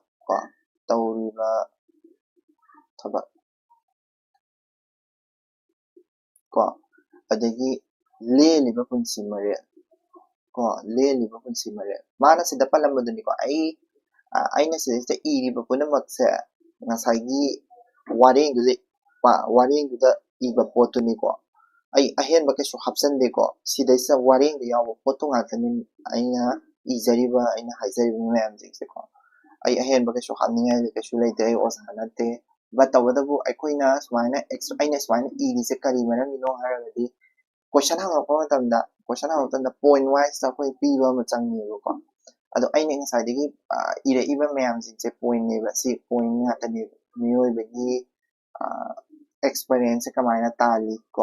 ꯑꯦꯛꯁꯄerience ꯇꯥꯜꯂꯕ ꯃꯇꯨꯡꯗ ꯁꯃꯥꯖ ꯑꯃ ꯀꯃꯥꯏꯅ ꯁꯦꯝꯃꯤ ꯁꯃꯥꯖ ꯑꯃ ꯀꯃꯥꯏꯅ ꯂꯤꯡꯉꯤ ꯑꯗꯒꯤ ꯑꯃꯨꯛ ꯁꯃꯥꯖꯁꯦ ꯃꯄꯨꯡ ꯐꯥꯕꯁꯦ ꯀꯃꯥꯏꯅ ꯑꯣꯏ ꯀꯣ ꯁꯃꯥꯖ ꯃꯄꯨꯡ ꯐꯥꯕ ꯍꯥꯏꯁꯦ ꯀꯩꯅꯣ ꯅꯠꯇꯦ ꯁꯣꯔꯤ ꯃꯤ ꯑꯃꯒꯤ ꯃꯄꯨꯡ ꯐꯥꯕ ꯍꯥꯏꯁꯦ ꯀꯃꯥꯏꯅ ꯑꯣꯏ ꯀꯔꯤ ꯇꯧꯔꯒꯗꯤ ꯑꯣꯏ ꯀꯣ ꯁꯃꯥꯖ ꯑꯃ ꯂꯤꯡꯉꯀꯥꯟꯗ ꯑꯣꯏꯗꯣꯏꯅꯤ ꯑꯗꯨꯒ ꯃꯤ ꯃꯄꯨꯡ ꯐꯥꯕ ꯍꯥꯏꯁꯦ ꯀꯩꯅꯣ ꯀꯃꯥꯏꯅ ꯐꯪꯒꯅꯤ ꯃꯄꯨꯡ ꯐꯥꯕ ꯍꯥꯏꯁꯦ ꯀꯃꯥꯏꯅ ꯇꯧꯔꯒꯗꯤ ꯇꯧꯒꯅꯤ ꯍꯥꯏꯗꯣ ꯇꯧꯔꯤꯕ ꯊꯕꯛꯇ ꯂꯦꯜꯂꯤꯕ ꯄꯨꯟꯁꯤ ꯃꯔꯦꯜꯗꯀꯣ ꯂꯦꯜꯂꯤꯕ ꯄꯨꯟꯁꯤ ꯃꯔꯦꯜꯗ ꯑꯗꯒꯤ ꯃꯁꯥꯒꯤ ꯀꯥꯟꯅꯕ ꯐꯪꯕ ꯁꯃꯥꯖꯇ ꯄꯤꯕ ꯀꯥꯟꯅꯕ ꯀꯣ ꯍꯥꯏꯗꯤ ꯃꯤꯒꯤ ꯄꯨꯟꯁꯤꯒꯤ ꯃꯄꯨꯡ ꯐꯥꯕ ꯍꯥꯏꯁꯦ ꯀꯃꯥꯏꯅ ꯐꯥꯍꯟꯒꯦꯕ ꯑꯩꯅ ꯊꯕꯛꯇꯣ ꯇꯧꯔꯀꯥꯟꯗꯀꯣ ꯑꯗꯨꯒ ꯅꯠꯇ꯭ꯔꯒ ꯑꯩꯅ ꯂꯦꯜꯂꯤꯕ ꯄꯨꯟꯁꯤ ꯃꯔꯦꯜꯗꯨꯗ ꯅꯠꯇ꯭ꯔꯒ ꯃꯗꯨꯒꯤ ꯇꯧꯔꯤꯕ ꯊꯕꯛ ꯅꯠꯇ꯭ꯔꯒ ꯂꯦꯜꯂꯤꯕ ꯄꯨꯟꯁꯤ ꯃꯔꯦꯜꯗꯨꯅ ꯃꯁꯥꯒꯤ ꯀꯥꯟꯅꯕ ꯐꯪꯉꯕ ꯃꯁꯥꯗ ꯀꯥꯟꯅꯕ ꯄꯤꯔꯕ ꯅꯠꯇ꯭ꯔꯒ ꯁꯃꯥꯖꯇ ꯀꯥꯟꯅꯕ ꯄꯤꯔꯕ ꯀꯣ ꯑꯗꯨ ꯑꯣꯏꯇꯥꯔꯒꯗꯤ ꯑꯩꯁꯦ ꯃꯄꯨꯡ ꯐꯥꯏ ꯍꯥꯏꯗꯣꯏꯅꯦ ꯀꯣ ꯈꯨꯗꯝ ꯑꯣꯏꯅ ꯑꯩ ꯑꯦꯛꯖꯥꯝꯄꯜ ꯄꯤꯒꯦꯕ ꯃꯤꯒꯤ ꯄꯨꯟꯁꯤꯗ ꯃꯄꯨꯡ ꯐꯥꯕ ꯍꯥꯏꯁꯦ ꯀꯩꯅꯣ ꯑꯩꯒꯤ ꯄꯨꯟꯁꯤꯗ ꯃꯄꯨꯡ ꯐꯥꯕ ꯍꯥꯏꯁꯦ ꯀꯩꯅꯣ ꯑꯩ ꯄꯨꯟꯁꯤꯁꯦ ꯃꯔꯦꯛ ꯃꯍꯥꯎ ꯊꯣꯛꯅ ꯍꯤꯡꯕ ꯍꯥꯏꯁꯦ ꯀꯩꯅꯣ ꯑꯩꯅ ꯄꯣꯛꯂꯛꯑꯕꯅꯤꯅ ꯏꯁꯣꯔꯗ ꯄꯣꯛꯂꯛꯑꯕꯅꯤꯅ ꯑꯩ ꯁꯃꯥꯖꯁꯤꯒꯤ ꯀꯥꯟꯅꯅꯕ ꯈꯔꯗꯤ ꯇꯧꯔꯝꯕ ꯀꯣ ꯅꯠꯇ꯭ꯔꯒ ꯑꯩꯒꯤ ꯏꯃꯥ ꯏꯄꯥ ꯀꯥꯟꯅꯅꯕ ꯇꯧꯔꯝꯕ ꯑꯩꯁꯦ ꯊꯕꯛ ꯑꯆꯧꯕ ꯑꯃ ꯇꯧꯔꯝꯕ ꯑꯩꯒꯤ ꯀꯥꯟꯅꯅꯕ ꯇꯧꯔꯝꯕ ꯈꯔ ꯀꯣ ꯑꯗꯨꯅ as well as ꯁꯃꯥꯖꯇ ꯀꯥꯟꯅꯕ ꯄꯤꯕ ꯊꯕꯛ ꯈꯔ ꯇꯧꯔꯝꯕ ꯑꯗꯨꯅꯦꯕ ꯑꯩꯅ ꯍꯤꯡꯕ ꯍꯥꯏꯁꯦ ꯑꯩ ꯁꯤꯗꯩꯁꯤꯗ ꯑꯩ ꯍꯤꯡꯕ ꯂꯥꯛꯏꯁꯦ ꯑꯩꯅ ꯀꯩꯅꯣ ꯇꯧꯕ ꯂꯥꯛꯏꯁꯦ ꯍꯤꯡꯉꯛꯏꯁꯦ ꯃꯄꯨꯡ ꯐꯥꯍꯟꯒꯦ ꯍꯥꯏꯇꯥꯔꯒꯗꯤ ꯍꯣꯠꯅꯕ ꯇꯥꯏ ꯂꯦꯜꯂꯤꯕ ꯄꯨꯟꯁꯤ ꯃꯔꯦꯜꯁꯤꯅ ꯃꯁꯥꯗ ꯅꯠꯇ꯭ꯔꯒ ꯁꯃꯥꯖꯇ ꯀꯥꯟꯅꯕ ꯄꯤꯕ ꯇꯥꯏꯌꯦꯕꯀꯣ ꯑꯗꯨꯗꯨꯅꯤꯀꯣ ꯃꯥꯅ ꯍꯥꯏꯅꯤꯡꯉꯤꯁꯦꯀꯣ ꯌꯥꯝ ꯁꯤꯝꯄꯜ ꯑꯣꯏꯕ ꯄꯣꯠꯅꯦ ꯕꯠ ꯇꯧꯕꯇꯕꯨ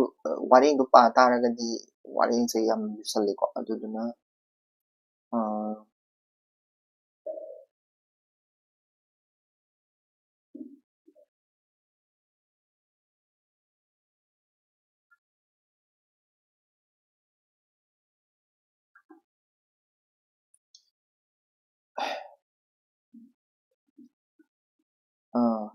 sorry aduga samas ama hingba hingdaba samas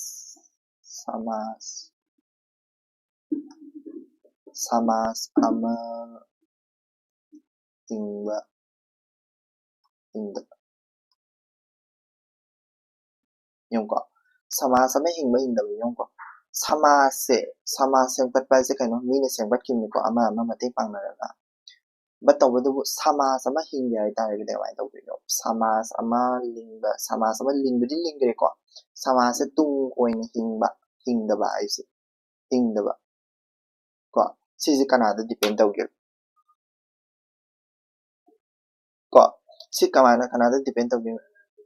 samas ama hingba hingdaba se kanada depend tawi haitaragadi point number 1 da ko miyoibagi hingbagi artha natraga punsigi artha haitare ko miyoibagi punsigi artha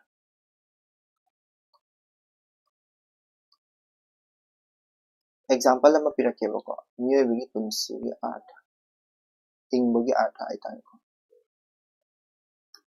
aina ngasi hingise ai artha leita taragadi ai sigasu yai kain khansa taragadi ai hing ai samasa kanaba pirangadra pirammoy ko kaino akoigi kay haini film dasu tawibinebako aina like anime da dum khallesine ko anime yam yengba mi oitare aibudi yam yengne ko kudamaina protagonist like Akaza ko Demon Slayer gi mana mi punamakse thajaba amta thamaktre mana nusijaba nupidagi adagi mai mapadagi adagi mai nupadagi nadu sorry magi hadi mapa sakpadudagi ko magi master dage loina hatopigre lois kana tobigre ko ma hingbagi artha leitre ado ma samasa kanaba thabak tawrakte mana samas pura mise halujai hatrujai samas kananaba thabak amta tawrakte ko miyoibagi punsigi artha se leiraktraba hingbagi artha se leiraktraba ko samase hingaroi samase ju mang taane nangsu aisu adagi hujik hingiba samasida hingiba mi kudimakse magi artha amamam leinarini artha du leita taragadi samasu dum kairani ko aduni ma haise ko natraga kadawne hanga miyoibagi punsigi hingbagi artha leirani ko adagi miyoibagi others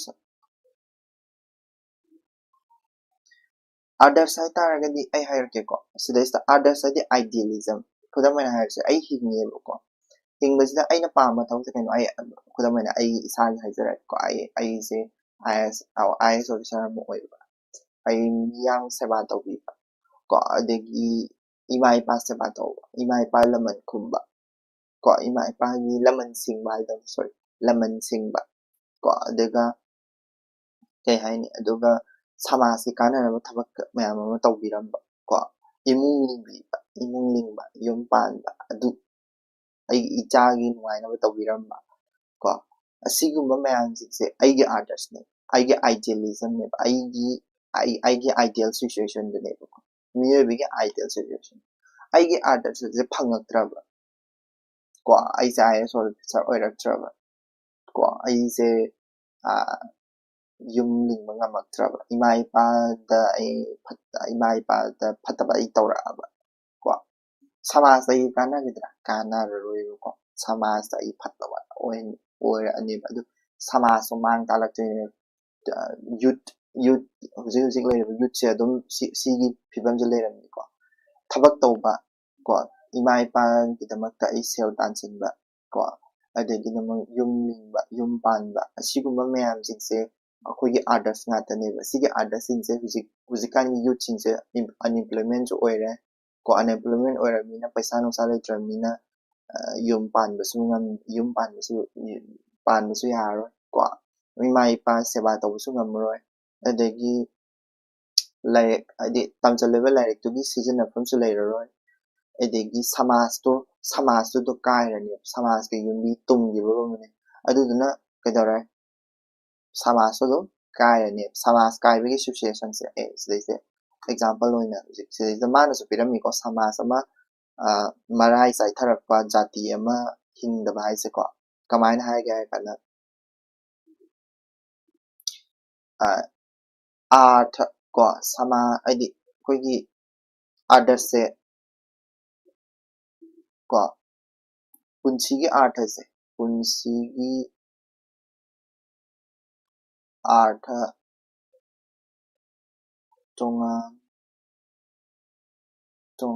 ꯇꯣꯉꯥꯟ ꯂꯧꯅꯔꯕ ꯀꯣ ꯂꯧꯅꯔꯕ ꯄꯨꯟꯁꯤꯒꯤ ꯑꯥꯔꯊꯁꯦ ꯇꯣꯉꯥꯟ ꯂꯧꯅꯔꯕ ꯀꯣ ꯑꯗꯒꯤ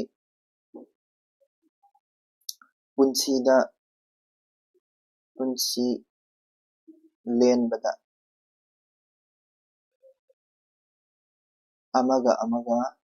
ꯑꯃꯒ ꯑꯃꯒ ꯊꯦꯡꯒꯥꯏꯅꯔꯕ ꯀꯣ ꯑꯗꯒꯤ ꯅꯠꯇ꯭ꯔꯒ ꯀꯣ ꯁꯃꯥꯖ ꯃꯆꯣꯏ ꯇꯥꯔꯕ ꯄꯨꯟꯁꯤꯟꯗ꯭ꯔꯕ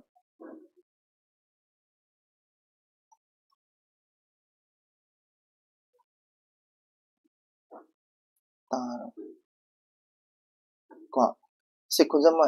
ꯃꯥꯅ ꯑꯦꯛꯖꯥꯝꯄꯜ ꯄꯤꯔꯛꯏꯁꯦꯀꯣ ꯄꯨꯟꯁꯤꯒꯤ ꯑꯥꯔꯊꯁꯦ ꯇꯣꯉꯥꯟ ꯂꯧꯅꯔꯕ ꯄꯨꯟꯁꯤ ꯂꯦꯟꯕꯗ ꯑꯃꯒ ꯊꯦꯡꯒꯥꯏꯅꯔꯕ ꯑꯗꯨ ꯑꯣꯏꯇꯥꯔꯒꯗꯤ ꯁꯃꯥꯖꯁꯨ ꯀꯥꯏꯊꯔꯛꯀꯅꯤ ꯁꯃꯥꯖꯁꯨ ꯀꯥꯏꯊꯔꯛꯑꯅꯤ ꯀꯥꯏꯊꯔꯛꯄ ꯀꯣ ꯑꯗꯨꯒ ꯖꯥꯇꯤ ꯃꯤꯑꯣꯏꯕ ꯖꯥꯇꯤꯗꯨꯁꯨ ꯃꯥꯡꯉꯅꯤ ꯁꯤꯁꯨ ꯑꯦꯛꯖꯥꯝꯄꯜ ꯑꯃꯅꯤꯀꯣ ꯃꯥꯅ ꯄꯤꯔꯝꯕ ꯑꯦꯛꯖꯥꯝꯄꯜꯅꯤ ꯁꯤꯁꯤꯅ ꯌꯦꯡꯉꯣ ꯄꯨꯟꯁꯤꯒꯤ ꯑꯥꯔꯊ ꯇꯣꯉꯥꯟꯕ ꯍꯥꯏꯗꯤ ꯀꯩꯅꯣ ꯄꯨꯟꯁꯤꯒꯤ ꯑꯥꯔꯊ ꯇꯣꯉꯥꯟꯕ ꯀꯅꯥꯒꯨꯝꯕ ꯈꯔꯅꯗꯤ ꯗ꯭ꯔꯒ ꯂꯂꯣꯜꯂꯒ ꯀꯩꯅꯣ ꯇꯧꯕꯁꯦ ꯄꯨꯟꯁꯤꯒꯤ ꯑꯥꯔꯊ ꯅꯨꯡꯉꯥꯏꯕ ꯍꯥꯏꯗꯨꯅꯤ ꯄꯩꯁꯥ ꯇꯥꯟꯕ ꯍꯥꯏꯁꯦ ꯀꯅꯥꯒꯨꯝꯕ ꯈꯔꯅ ꯑꯩ ꯄꯨꯟꯁꯤꯁꯦ ꯑꯩ ꯐꯖꯅ ꯍꯤꯡꯉꯀꯥꯟꯗ ꯄꯩꯁꯥ ꯅꯨꯡꯁꯥꯗ ꯊꯣꯛꯑꯀꯥꯟꯗ ꯑꯩ ꯑꯁꯦꯡꯕ ꯏꯔꯟꯅ ꯑꯩꯒꯤ ꯑꯁꯦꯡꯕ ꯍꯨꯃꯥꯡ ꯃꯟꯅ ꯄꯩꯁꯥ ꯇꯥꯟꯒꯦ ꯀꯥꯏꯅ ꯈꯟꯅꯗꯣꯏꯅꯦꯕ ꯑꯃꯅ ꯍꯨꯔꯥꯟꯖꯤꯗꯤ ꯇꯧꯔꯒ ꯈꯟꯗꯣꯏꯅꯦꯕ ꯑꯗꯨ ꯇꯣꯉꯥꯟꯕ ꯀꯧꯋꯦꯕ ꯇꯣꯉꯥꯟ ꯂꯧꯅꯔ ꯄꯨꯟꯁꯤꯒꯤ ꯑꯥꯔꯊꯁꯦ ꯇꯣꯉꯥꯟ ꯂꯧꯅꯕ ꯈꯟꯕ ꯁꯃꯥꯖ ꯑꯗꯨꯝ ꯀꯥꯏꯊꯔꯛꯑꯅꯤ ꯄꯨꯟꯁꯤ ꯂꯦꯟꯕꯗ ꯑꯃꯒ ꯊꯦꯡꯒꯥꯏꯅꯔꯕ ꯈꯨꯗꯝ ꯑꯣꯏꯅ ꯍꯥꯏꯔꯤꯁꯦ ꯑꯩꯅ ꯄꯥꯝꯕꯗꯨꯅ ꯅꯪꯅ ꯄꯥꯝꯃꯔꯣꯏ ꯅꯪꯅ ꯄꯥꯝꯕꯗꯨꯅ ꯑꯩꯅ ꯄꯥꯝꯅꯔꯣꯏ ꯈꯨꯗꯝ ꯑꯣꯏꯅ ꯁꯤꯁꯦ ꯑꯩ ꯑꯦꯛꯖꯥꯝꯄꯜ ꯑꯣꯏꯅ ꯄꯤꯅꯤꯀꯣ IAS ꯑꯣꯐꯤꯁꯔꯁꯦ ꯁꯔꯀꯥꯔꯒꯤ ꯊꯕꯛ ꯇꯧꯕꯁꯦ ꯀꯅꯥꯒꯨꯝꯕ ꯏꯃꯥꯟꯅꯕ ꯈꯔꯗꯤ ꯁꯔꯀꯥꯔꯒꯤ ꯊꯕꯛ ꯇꯧꯕ ꯍꯥꯏꯁꯦ this is the most illogical ꯍꯥꯏꯗꯤ ꯂꯣꯖꯤꯛ ꯌꯥꯎꯗꯕ ꯊꯕꯛ ꯇꯥꯟꯅꯕꯅꯤ ꯀꯥꯏꯅ ꯈꯜꯂꯦꯕ ꯏꯃꯥꯟꯅꯕ ꯈꯔꯗꯤ ꯀꯣ ꯍꯥꯏꯗꯤ ꯌꯥꯝꯅ UPSC ꯇꯧꯕ ꯃꯣꯏꯒꯤꯗꯣ ꯂꯥꯜꯂꯤ ꯆꯨꯝꯃꯤ ꯍꯥꯏꯕꯗꯤ ꯅꯠꯇꯦꯕꯀꯣ ꯕꯠ ꯇꯧꯕꯇꯕꯨ ꯑꯩꯒ ꯄꯨꯟꯁꯤ ꯂꯦꯟꯕꯒꯤ ꯃꯑꯣꯡꯗꯣ ꯃꯥꯟꯅꯗ꯭ꯔꯦꯕ ꯄꯨꯟꯁꯤ ꯂꯦꯟꯕꯗ ꯑꯃꯒ ꯊꯦꯡꯒꯥꯏꯅꯕ ꯍꯥꯏꯗꯣ ꯑꯣꯏꯔꯦ ꯑꯗꯨꯅ ꯁꯃꯥꯖ ꯑꯗꯨꯝ ꯀꯥꯏꯊꯔꯛꯄꯒꯤ ꯃꯆꯥ ꯑꯃꯁꯨ ꯑꯣꯏꯗꯣꯏꯅꯦꯕ ꯁꯃꯥꯖ ꯃꯆꯣꯏ ꯇꯥꯕ ꯃꯅꯤꯄꯨꯔꯗ ꯍꯧꯖꯤꯛ ꯇꯧꯔꯤꯁꯤꯅꯦ ꯑꯇꯩ ꯐꯖꯕ ꯑꯦꯛꯖꯥꯝꯄꯜ ꯑꯇꯣꯞꯄ ꯂꯩꯇ꯭ꯔꯦ ꯁꯃꯥꯖ ꯃꯆꯣꯏ ꯇꯥꯔꯕ ꯍꯥꯏꯁꯦ ꯀꯣ ꯑꯁꯤꯁꯤꯅꯤꯀꯣ ꯑꯇꯩ ꯀꯩꯝ ꯀꯩꯅꯣ ꯇꯧꯅꯗꯦ ꯑꯗꯨꯗꯨꯅ ꯃꯁꯤꯅ ꯃꯔꯝ ꯑꯣꯏꯔꯀꯥꯟꯗ ꯀꯩꯗꯧꯋꯦ ꯑꯩꯈꯣꯏꯒꯤ ꯄꯨꯟꯁꯤꯒꯤ ꯑꯥꯔꯊꯁꯦ ꯍꯥꯏꯗꯤ ꯑꯩꯈꯣꯏꯒꯤ ꯃꯤꯑꯣꯏꯕꯒꯤ ꯁꯃꯥꯖꯁꯦ ꯀꯥꯏꯊꯔꯛꯅꯕꯒꯤ ꯃꯆꯥ ꯑꯃ ꯑꯣꯏꯌꯦꯕꯀꯣ ꯑꯗꯨꯗꯨꯅꯤꯀꯣ ꯃꯥꯅ ꯁꯤꯗꯩꯗ ꯍꯥꯏꯔꯤꯁꯦ ꯁꯦꯀꯦꯟ ꯁꯤꯗꯩꯁꯤꯗ ꯃꯤꯑꯣꯏꯕꯒꯤ ꯃꯥꯅ ꯀꯩꯅꯣꯁꯤꯅ ꯑꯩꯈꯣꯏꯒꯤ ꯑꯏꯕꯁꯤꯅ ꯑꯃꯨꯛ ꯃꯤꯑꯣꯏꯕꯒꯤ ꯂꯩꯔꯣꯟ ꯑꯍꯨꯝ ꯑꯣꯏꯅ ꯑꯃ ꯄꯤꯔꯝꯃꯤ ꯃꯤꯑꯣꯏꯕ ꯍꯥꯏꯕꯁꯦ ꯂꯩꯔꯣꯟ ꯑꯍꯨꯝꯅ ꯁꯥꯏ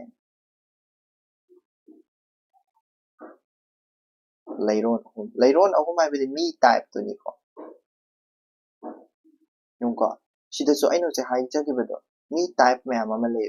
ꯃꯥꯒꯤ ꯋꯥꯈꯜ ꯈꯟꯕ ꯃꯇꯝꯁꯤꯗ ꯄꯨꯟꯁꯤꯒꯤ ꯑꯥꯔꯊ ꯇꯣꯉꯥꯟꯅ ꯈꯟꯕ ꯇꯥꯏꯞ ꯀꯣ ꯄꯨꯟꯁꯤꯁꯦ ꯂꯦꯟꯕꯗ ꯑꯃꯒ ꯊꯦꯡꯒꯥꯏꯅꯕ ꯍꯥꯏꯁꯦ ꯑꯩꯒ ꯃꯥꯟꯅꯗꯕ ꯃꯤ ꯃꯌꯥꯝ ꯑꯃ ꯂꯩꯗꯣꯏ ꯅꯠꯇ꯭ꯔꯣ ꯃꯥꯟꯅꯗꯕ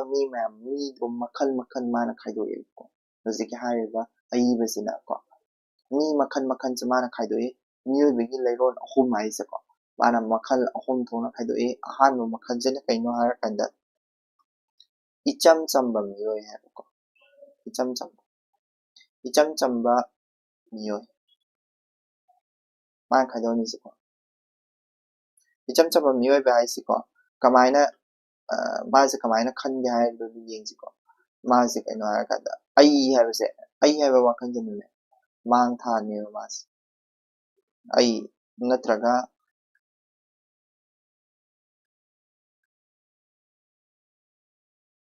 ko ai se kaino ai haito ai ko natraga ai amasung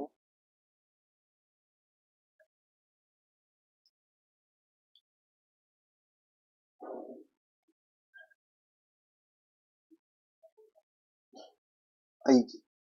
ko ai amasung aigi haiba wakhana illaga chapado haiba wakhalna thabak tawba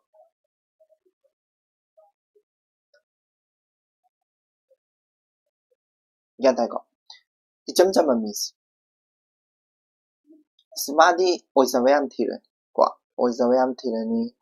ai haiba wakhanjana dum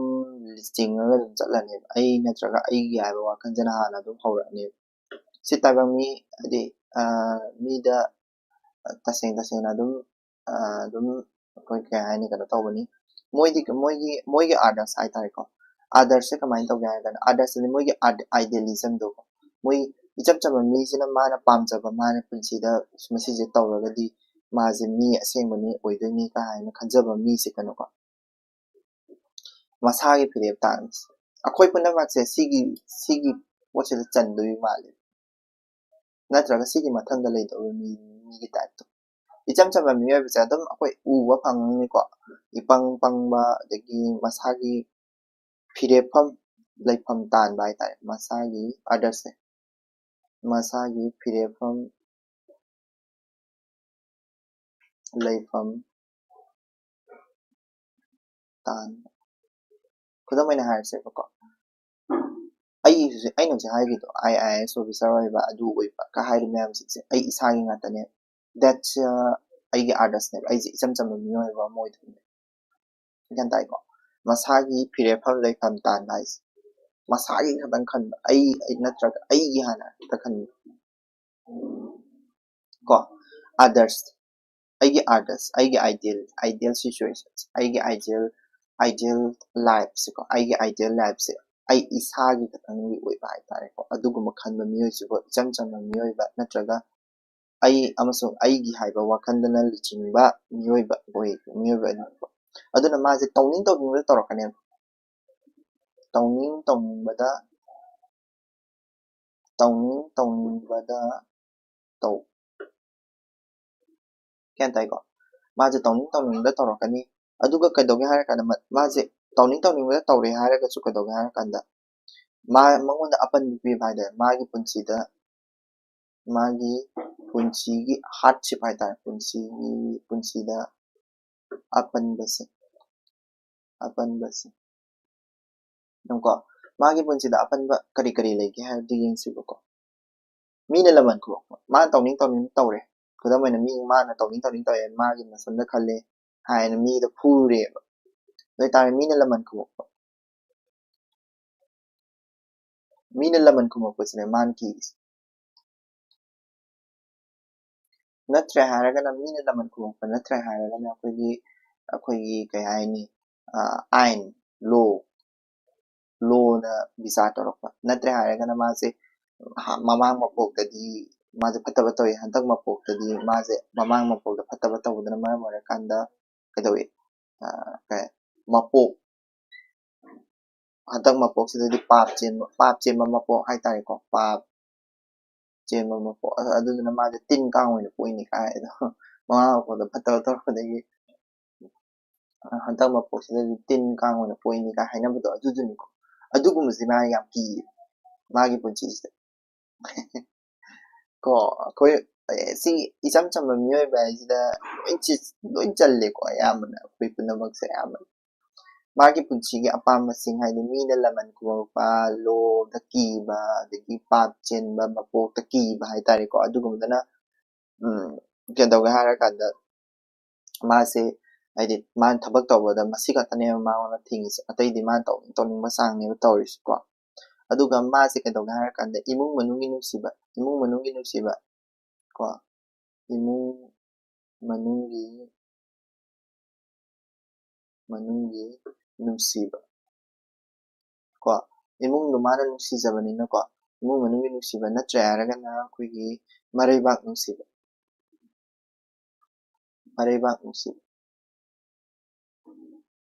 ꯉꯁꯤꯁꯦ ꯃꯐꯥꯎꯅꯤ ꯃꯔꯩꯕꯥꯛ ꯅꯨꯡꯁꯤꯕ ꯐꯥꯎꯅꯤ ꯏꯃꯨꯡ ꯃꯅꯨꯡꯒꯤ ꯅꯨꯡꯁꯤꯕ ꯐꯥꯎꯅꯤ ꯀꯣ ꯑꯁꯤꯁꯤꯅ ꯃꯔꯝ ꯑꯣꯏꯔꯀꯥꯟꯗ ꯃꯥꯒꯤ ꯊꯕꯛ ꯄꯨꯝꯕꯁꯦ ꯁꯤꯗꯒꯤ ꯇꯧꯔꯛꯀꯅꯤ ꯃꯥꯒꯤ ꯁꯤꯟꯊꯥ ꯄꯨꯝꯕꯁꯦ ꯊꯕꯛ ꯄꯨꯝꯕꯁꯦ ꯃꯁꯤꯗ ꯊꯕꯛ ꯍꯥꯏꯗꯤ ꯃꯁꯤꯁꯤꯕꯨ ꯑꯩꯈꯣꯏꯅ ꯀꯔꯤ ꯍꯥꯏꯒꯦ ꯍꯥꯏꯔ ꯀꯥꯟꯗ ꯅꯣꯝ ꯂꯤꯛꯄ ꯍꯥꯏꯌꯦꯕꯀꯣ ꯅꯣꯝ ꯂꯤꯛꯄ ꯊꯕꯛ ꯇꯧꯔꯛꯄꯁꯦ ꯅꯣꯝ ꯂꯤꯛꯄ ꯃꯤꯟꯁ ꯅꯣꯝꯕ ꯁꯨꯕ ꯅꯣꯝꯕꯗꯨꯅꯤꯀꯣ ꯊꯕꯛ ꯇꯧꯔꯛꯄꯗꯨꯅꯤꯀꯣ ꯍꯥꯏꯕꯗꯤ ꯑꯩꯒꯤ ꯏꯃꯨꯡꯗ ꯅꯨꯡꯉꯥꯏꯅꯕꯒꯤꯗꯃꯛꯇ ꯑꯩꯒꯤ ꯏꯔꯩꯕꯥꯛꯁꯦ ꯅꯨꯡꯉꯥꯏꯅꯕꯒꯤꯗꯃꯛꯇ ꯀꯣ ꯏꯃꯥ ꯂꯩꯕꯥꯛꯁꯤꯒꯤꯗꯃꯛꯇ ꯊꯕꯛ ꯇꯧꯔꯛꯄ ꯑꯗꯨꯗꯨꯕꯨ ꯑꯩꯈꯣꯏꯅ ꯏꯆꯝ ꯆꯝꯕ ꯃꯤꯑꯣꯏꯕ ꯀꯧꯋꯦꯕ ꯃꯤꯑꯣꯏꯕ ꯃꯈꯜꯁꯤꯕꯨ ꯁꯤꯗꯒꯤ ꯍꯦꯟꯅ ꯆꯥꯎꯈꯠꯄ ꯃꯤꯑꯣꯏꯕ ꯈꯔꯁꯨ ꯑꯗꯨꯝ ꯂꯩꯔꯤ ꯃꯤ ꯈꯔꯁꯨ ꯂꯩꯔꯤ ꯑꯗꯨꯗꯨꯕꯨ ꯃꯁꯤꯁꯤꯕꯨ ꯑꯩꯈꯣꯏꯅ ꯑꯩꯈꯣꯏꯒꯤ ꯏꯆꯝ ꯆꯝꯕ ꯃꯤꯑꯣꯏꯕ ꯍꯥꯏꯔ ꯈꯪꯅꯩꯀꯣ ꯁꯦꯀꯦꯟ ꯇꯥꯏꯞ ꯑꯣꯐ ꯃꯤ ꯍꯥꯏꯇꯥꯔꯦ ꯁꯦꯀꯦꯟ ꯇꯥꯏꯞ ꯑꯣꯐ ꯃꯤꯁꯤꯅ ꯈꯤꯇꯪ ꯐꯒꯠꯄ ꯃꯤ ꯀꯧꯏꯀꯣ ꯌꯥꯝ ꯐꯒꯠꯄꯗꯤ ꯅꯠꯇꯦ ꯈꯤꯇꯪ ꯐꯒꯠꯄ ꯍꯥꯏꯇꯥꯔꯦꯀꯣ ꯈꯤꯇꯪ ꯐꯒꯠꯄ ꯃꯤꯁꯤꯅ ꯀꯩꯅꯣ ꯍꯥꯏꯔꯀꯥꯟꯗ ꯋꯥꯈꯜ ꯈꯟꯕ ꯃꯤꯁꯦ ꯑꯩꯈꯣꯏꯒꯤ ꯋꯥꯈꯜ ꯈꯟꯕ ꯃꯤ ꯋꯥꯈꯜ ꯈꯟꯕ ꯀꯣ ꯅꯠꯇ꯭ꯔꯦ ꯍꯥꯏꯔꯒꯅ ꯑꯐ ꯐꯠꯇ ꯈꯟꯕ ꯑꯐ ꯐꯠꯇ ꯈꯪꯕ ꯀꯣ ꯈꯪꯕ ꯅꯠꯇ꯭ꯔꯒ ꯈꯪꯅ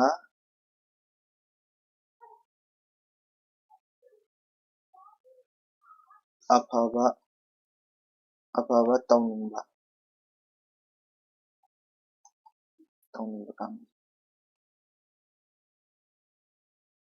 ꯁꯤꯒꯨꯝꯕ ꯃꯤ ꯇꯥꯏ ꯌꯦꯡꯉꯨꯀꯣ ꯑꯐꯕꯗꯤ ꯈꯪꯅꯦꯕ ꯃꯥꯁꯦ ꯑꯐꯕꯁꯨ ꯇꯧꯅꯤꯡꯉꯦꯕ ꯀꯣ ꯑꯐꯕꯁꯨ ꯇꯧꯅꯤ ꯑꯐꯕꯁꯨ ꯈꯪꯅꯤ ꯀꯣ ꯑꯗꯨꯗꯨꯅ ꯃꯁꯤꯒꯨꯝꯕ ꯃꯤꯗꯥ ꯇꯥꯏꯞꯁꯤꯗꯤ ꯑꯐꯕ ꯈꯪꯕ ꯑꯐꯕꯁꯨ ꯇꯧꯅꯤꯡꯕ ꯃꯤꯗꯥ ꯇꯥꯏꯞꯅꯦ ꯋꯥꯈꯜ ꯈꯟꯕ ꯍꯥꯏꯇꯥꯔꯦ ꯍꯥꯏꯗꯤ ꯋꯥꯈꯜꯅ ꯊꯕꯛꯁꯦ ꯇꯧꯕ ꯃꯤ ꯍꯥꯏꯇꯥꯔꯦ ꯑꯗꯨꯗꯨꯕꯨ ꯃꯁꯤꯒꯤ ꯁꯣꯏꯕ ꯑꯃꯗꯤ ꯂꯩꯌꯦꯕꯀꯣ ꯀꯃꯥꯏꯅ ꯁꯣꯏꯒꯦ ꯍꯥꯏꯕꯗꯨ ꯌꯦꯡꯁꯤꯀꯣ ꯑꯐꯕ ꯊꯕꯛ ꯇꯧꯔꯛꯄ ꯃꯇꯝꯁꯤꯗ ꯃꯥꯅ ꯀꯩꯗꯧꯒꯦ ꯍꯥꯏꯔꯀꯥꯟꯗ ꯃꯥꯒꯤ ꯀꯦꯔꯦꯛꯇꯔꯤꯁꯇꯤꯛꯁꯁꯨ ꯌꯦꯡꯁꯤꯀꯣ ꯃꯊꯧ ꯃꯁꯛ ꯈꯪꯉꯦ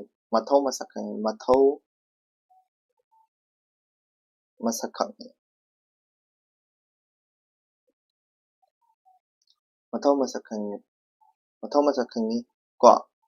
ꯄꯨꯟꯁꯤꯗ ꯇꯧꯗꯕ ꯌꯥꯗꯦ ꯈꯜꯂꯦ ꯄꯨꯟꯁꯤꯗ ꯇꯧꯗꯕ ꯌꯥꯗꯦ ꯈꯜꯂꯦ ꯀꯣ ꯑꯩ ꯄꯣꯛꯑꯕꯅꯤꯅ ꯑꯩ ꯁꯃꯥꯖꯁꯤꯒꯤ ꯀꯥꯟꯅꯅꯕ ꯊꯕꯛ ꯈꯔꯗꯤ ꯇꯧꯔꯝꯗꯕ ꯌꯥꯗꯦ ꯀꯥꯏꯅ ꯈꯟꯕꯗꯣ ꯇꯧꯗꯕ ꯌꯥꯗꯦ ꯍꯥꯏꯅ ꯈꯟꯕ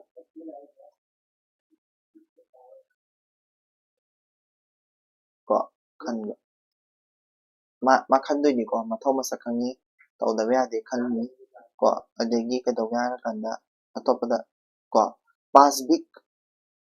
ꯄꯥꯁꯕꯤꯛ ꯑꯃꯁꯨꯡ ꯀꯣ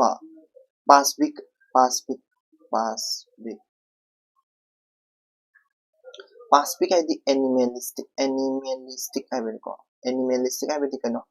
ꯁꯥ ꯉꯥꯒꯤ ꯑꯣꯏꯕ ꯋꯥꯈꯜ ꯑꯦꯅꯤꯃꯦꯂꯤꯁꯇꯤꯛ ꯀꯣ ꯍꯥꯏꯕꯗꯤ ꯉꯁꯥꯏ ꯁꯥ ꯉꯥꯒꯤ ꯑꯣꯏꯕ ꯋꯥꯈꯜ ꯍꯥꯏꯕꯗꯤ ꯀꯩꯅꯣ ꯑꯩꯈꯣꯏ ꯃꯤꯑꯣꯏꯕꯁꯤ ꯁꯥ ꯃꯈꯜ ꯑꯃꯅꯤꯀꯣ ꯄꯥꯁꯕꯤꯛꯁꯤꯒ ꯀꯩꯗꯧꯒꯦ ꯍꯥꯏꯔꯀꯥꯟꯗ ꯂꯥꯟꯊꯦꯡꯅꯗꯣꯏꯅꯦꯕ ꯀꯅꯥꯒ ꯑꯥꯏꯗꯤꯌꯥꯟꯃꯤꯛ ꯍꯥꯏꯗꯤ ꯀꯩꯅꯣ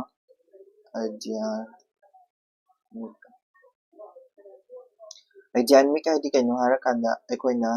ꯁꯤꯁꯤꯕꯨ ꯑꯩꯈꯣꯏꯅ spiritual ꯀꯣ ꯁꯤꯁꯤꯒ ꯄꯥꯁꯤꯐꯤꯛ ꯍꯥꯏꯗꯤ ꯑꯩꯁꯦ ꯇꯥꯏꯕꯪ ꯃꯤ ꯑꯣꯏꯅꯁꯨ ꯑꯃꯨꯛ ꯈꯜꯂꯦꯕ ꯃꯁꯥꯁꯦ ꯋꯥꯈꯜꯁꯤꯗꯀꯣ ꯑꯣꯔ ꯑꯩꯁꯦ ꯑꯔꯥꯟ ꯈꯨꯕꯝ ꯐꯪꯕꯒꯤ ꯇꯥꯏꯞꯇꯁꯨ ꯑꯃꯨꯛ ꯈꯜꯂꯦꯕ ꯑꯅꯤꯁꯦ ꯈꯟꯅꯔꯒ ꯂꯩꯕ ꯍꯥꯏꯇꯥꯔꯦ ꯃꯥꯏ ꯋꯥꯈꯜꯁꯤꯗ ꯑꯩꯁꯦ ꯑꯃꯨꯛ ꯇꯥꯏꯕꯪ ꯃꯤ ꯑꯃ ꯑꯣꯏꯅ ꯋꯥꯈꯜ ꯈꯟꯕ ꯖꯤꯕ ꯑꯃ ꯑꯣꯏꯅ ꯑꯃꯨꯛꯁꯨ ꯈꯟꯕ ꯑꯩꯁꯦ ꯁ꯭ꯄꯤꯔꯤꯆꯨꯋꯦꯜ ꯑꯣꯏꯒꯗ꯭ꯔꯥ ꯑꯩꯗꯤ ꯑꯔꯥꯟ ꯈꯨꯕꯝ ꯐꯪꯅꯕꯒꯤ ꯋꯥꯈꯜꯁꯨ ꯑꯃꯨꯛ ꯈꯟꯕꯀꯣ ꯑꯁꯤꯁꯤꯅ ꯃꯔꯝ ꯑꯣꯏꯔꯀꯥꯟꯗ ꯀꯩꯗꯧꯔꯒꯦ ꯍꯥꯏꯔꯀꯥꯟꯗ ꯑꯩꯈꯣꯏꯒꯤ ꯇꯥꯏꯕꯪ ꯃꯤꯁꯦ ꯍꯥꯏꯗꯤ ꯑꯃꯨꯛꯅ ꯑꯃꯨꯛ ꯑꯗꯥꯝ ꯑꯃ ꯑꯣꯏꯅꯦꯕ ꯑꯗꯥꯝ ꯍꯥꯏꯁꯦ ꯈꯪꯉꯤꯗꯅꯀꯣ ꯈ꯭ꯔꯤꯁꯇꯤꯌꯟꯒꯤ ꯑꯩꯈꯣꯏꯒꯤ ꯕꯥꯏꯕꯜꯗꯒ ꯌꯥꯎꯕ ꯀꯩꯅꯣ ꯇꯧꯕ ꯁ꯭ꯇꯣꯔꯤ ꯑꯃ ꯂꯩꯗꯣ ꯑꯗꯥꯝꯁ ꯑꯦꯟ ꯏꯚꯁ ꯀꯣ ꯑꯗꯥꯝꯁ ꯑꯦꯟ ꯏꯚꯁꯦ ꯑꯗꯥꯝ ꯍꯥꯏꯕꯁꯦ ꯀꯩꯅꯣ ꯀꯅꯥꯒꯨꯝꯕ ꯀꯔꯤ ꯍꯥꯏꯗꯤ ꯑꯐꯠꯇꯕ ꯑꯃꯐꯥꯎ ꯌꯥꯎꯗꯕ ꯑꯩꯈꯣꯏꯒꯤ ꯀꯩ ꯍꯥꯏꯅꯤ ꯋꯥꯈꯜ ꯄꯨꯡꯁꯦꯡ ꯁꯦꯡꯕ ꯃꯤ ꯑꯃꯅꯦꯅ ꯈꯟꯅꯩꯗꯅꯀꯣ ꯑꯗꯨꯗꯨꯒ ꯍꯧꯖꯤꯛ ꯂꯩꯔꯤꯕ ꯃꯣꯗꯔꯟ ꯃꯦꯟ ꯍꯥꯏꯇꯥꯔꯦꯀꯣ ꯑꯅꯧꯕ ꯃꯥꯅꯕ ꯑꯅꯧꯕ ꯃꯥꯅꯕꯁꯤꯗꯤ ꯃꯁꯥꯒꯤ ꯑꯣꯏꯖꯕ ꯊꯤꯔꯦ ꯄꯨꯛ ꯐꯠꯇꯕ ꯈꯜꯂꯦ ꯏꯀꯥꯏ ꯅꯨꯡꯁꯤ ꯌꯥꯅꯔꯦ ꯀꯣ ꯑꯅꯧꯕ ꯑꯗꯥꯝ ꯍꯥꯏꯁꯤꯅ ꯑꯩꯈꯣꯏꯒꯤ ꯍꯥꯏꯗꯤ ꯄꯨꯛꯁꯦꯡ ꯁꯦꯡꯕ ꯀꯠꯊꯣꯛꯄ ꯑꯗꯒꯤ ꯀꯔꯤ ꯀꯔꯥ ꯂꯣꯏ ꯁꯨꯅꯕ ꯇꯧꯕ ꯁꯤꯁꯦ ꯑꯗꯥꯝꯁꯤꯅ ꯁ꯭ꯄꯤꯔꯤꯆꯨꯋꯦꯜꯁꯦ ꯑꯣꯏꯗꯣꯏꯅꯦꯕꯀꯣ ꯑꯗꯨꯒ ꯑꯦꯅꯤꯃꯦꯂꯤꯁꯇꯤꯛꯁꯤꯅ ꯑꯅꯧꯕ ꯃꯤꯁꯦ ꯑꯣꯏꯗꯣꯏꯅꯦꯕ ꯍꯥꯏꯕꯗꯤ ꯃꯤꯅꯤꯡꯗꯤ ꯀꯩꯅꯣ ꯍꯥꯏꯔꯀꯥꯟꯗ ꯑꯃꯅ ꯑꯔꯥꯟ ꯈꯨꯕꯝ ꯐꯪꯕ ꯑꯃꯅ ꯑꯔꯥꯟ ꯈꯨꯕꯝ ꯐꯪꯗꯕ ꯑꯗꯨꯗꯨꯅꯦꯕꯀꯣ ꯃꯥꯅ ꯍꯥꯏꯅꯤꯡꯉꯤꯁꯦꯀꯣ ꯁꯣ ꯁꯤꯗꯩꯁꯤꯗ ꯀꯩꯗꯧꯒꯦ ꯍꯥꯏꯔꯀꯥꯟꯗ ꯆꯤꯡꯈꯥꯏꯅꯩꯑꯕ ꯍꯧꯖꯤꯛꯀꯤ ꯋꯥꯈꯜꯁꯤꯗ ꯈꯨꯗꯝ ꯑꯣꯏꯅ ꯑꯩꯁꯦ ꯀꯩ ꯍꯥꯏꯅꯤ ꯁꯃꯥꯖꯀꯤ ꯐꯅꯕ ꯇꯧꯒꯗ꯭ꯔꯥ ꯅꯠꯇ꯭ꯔꯒ ꯑꯩꯒꯤ ꯏꯃꯨꯡꯒꯤ ꯐꯅꯕ ꯇꯧꯒꯗ꯭ꯔꯥ ꯀꯥꯏꯅ ꯆꯤꯡꯈꯥꯏꯅꯕ ꯃꯤ ꯇꯥꯗꯦ ꯇꯧꯗꯤ ꯇꯧꯅꯤꯡꯕ ꯃꯥꯁꯦ ꯁꯃꯥꯖꯀꯤ ꯐꯅꯕ ꯑꯩ ꯇꯧꯗꯕꯗꯤ ꯌꯥꯗꯦ ꯀꯥꯏꯅ ꯈꯟꯖꯕ ꯃꯥꯁꯦ ꯇꯧꯕꯇꯕꯨ ꯀꯩ ꯍꯥꯏꯅꯤ ꯑꯃꯨꯛꯁꯨ ꯃꯤꯒꯤ ꯇꯥꯏꯞꯇ ꯍꯥꯏꯗꯤ ꯑꯦꯅꯤꯃꯦꯂꯤꯁꯀꯤ ꯇꯥꯏꯞꯇ ꯍꯥꯏꯗꯤ ꯑꯩꯈꯣꯏꯒꯤ ꯀꯩ ꯍꯥꯏꯅꯤ ꯇꯥꯏꯕꯪ ꯃꯤꯒꯤ ꯇꯥꯏꯞꯇ ꯇꯥꯏꯕꯪ ꯃꯤ ꯍꯥꯏꯗꯤ ꯏꯁꯣꯔꯒꯤ ꯊꯥꯛꯇ ꯃꯥꯁꯦ ꯊꯕꯛꯁꯦ ꯇꯧꯅꯤꯡꯉꯕ ꯃꯤ ꯑꯣꯏꯖ ꯇꯥꯔꯒꯁꯨ ꯀꯠꯊꯣꯛꯄꯗ ꯍꯦꯟꯅꯤꯡ ꯇꯥꯔꯒꯁꯨ ꯑꯃꯨꯛꯁꯨ ꯀꯩꯗꯧꯒꯦ ꯍꯥꯏꯔꯀꯥꯟꯗ ꯑꯣꯏꯖꯕ ꯊꯤꯔꯛꯄ ꯃꯇꯥꯡ ꯌꯥꯎꯋꯦꯕꯀꯣ ꯑꯗꯨꯗꯨꯅꯤꯅꯦ ꯑꯅꯤꯁꯦ ꯈꯟꯅꯔꯒ ꯂꯩꯁꯤꯅꯦꯕ ꯃꯥꯅ ꯍꯥꯏꯅꯤꯡꯉꯤꯁꯦꯀꯣ ꯒ꯭ꯌꯥꯟ ꯇꯥꯅꯤꯀꯣ ꯑꯗꯨꯗꯣ ꯃꯥꯅ ꯑꯦꯛꯁꯄ꯭ꯂꯦꯅꯦꯁꯟ ꯁꯤꯗ ꯇꯧꯔꯝꯃꯤ ꯀꯣ ꯍꯨ ꯗ ꯈꯦꯇ꯭ꯔ ꯍꯥꯏꯕꯗꯤ ꯀꯩꯅꯣ ꯁꯤꯗꯩꯁꯤꯗ ꯍꯨ ꯗ ꯈꯦꯇ꯭ꯔ ꯍꯥꯏꯁꯦ ꯁꯤꯗꯩꯗ ꯑꯦꯛꯖꯥꯝꯄꯜ ꯑꯃ ꯁꯤꯗꯩꯗ ꯄꯤꯔꯝꯃꯤ ꯍꯨ ꯗ ꯈꯦꯇ꯭ꯔ ꯁꯤꯁꯦ ꯕꯣꯗꯤ ꯍꯥꯏꯕꯅꯤꯀꯣ ꯍꯛꯆꯥꯡ ꯍ꯭ꯌꯨꯃꯦꯟ ꯕꯣꯗꯤꯗꯨꯅꯤꯀꯣ ꯍꯨ ꯗ ꯈꯦꯇ꯭ꯔ ꯍꯥꯏ ꯃꯥꯅ ꯍꯨ ꯗ ꯈꯦꯇ꯭ꯔꯗ ꯀꯩꯗꯧꯔꯦ ꯄꯥꯁꯐꯤꯛꯀ ꯑꯥꯏꯇꯦꯟꯃꯤꯛꯀ ꯍꯥꯏꯕꯗꯤ ꯑꯦꯅꯤꯃꯦꯂꯤꯁꯇꯤꯛꯀ ꯁ꯭ꯄꯤꯔꯤꯆꯨꯋꯦꯜꯒ ꯅꯠꯇ꯭ꯔꯒ ꯑꯗꯥꯝꯒ ꯑꯅꯧꯕ ꯃꯤꯒ ꯁꯤꯒꯤ ꯃꯔꯛꯁꯤꯗ ꯈꯟꯅꯔꯝꯃꯤ ꯁꯤꯅꯦꯕ ꯃꯥ ꯍꯥꯏꯔꯤꯁꯦꯀꯣ ꯑꯩꯒꯤ ꯍꯛꯆꯥꯡ ꯃꯅꯨꯡꯁꯤꯗ ꯑꯣꯔ ꯍꯧꯖꯤꯛꯀꯤ ꯑꯅꯤꯁꯨꯕ ꯃꯤꯒꯤ ꯃꯅꯨꯡꯁꯤꯗꯀꯣ ꯈꯟꯅꯔꯝꯃꯤ ꯍꯨ ꯗ ꯈꯦꯇ꯭ꯔ ꯍꯥꯏꯕꯅꯤꯀꯣ ꯈꯪꯅꯤꯀꯣ ꯁꯤꯗꯩꯁꯦ ꯑꯩꯅ ꯋꯥꯟ ꯃꯤꯅꯤꯡ ꯈꯔ ꯍꯟꯗꯣꯛꯆꯔꯝꯃꯤꯁꯦ ꯏꯁꯥꯅ ꯄꯥꯖꯕꯗꯨꯁꯨ ꯒ꯭ꯌꯥꯟ ꯇꯥꯖꯅꯕꯅꯤꯀꯣ ꯑꯗꯨꯗꯨꯅ ꯀꯩꯗꯧꯒꯦ ꯍꯥꯏꯔꯀꯥꯟꯗ ꯑꯅꯤꯁꯦ ꯈꯟꯅꯕ ꯃꯇꯝꯁꯤꯗ ꯑꯃꯅ ꯑꯃꯨꯛ ngam ꯀꯣ ꯑꯗꯨꯗꯨꯅ ꯀꯩꯗꯧꯒꯦ ꯍꯥꯏꯔꯀꯥꯟꯗ ꯁꯤꯁꯦ ꯈꯟꯅꯕ ꯍꯥꯏꯗꯤ ꯃꯕꯥꯅꯤꯁꯦ ꯈꯟꯅꯗꯣꯏꯅꯦ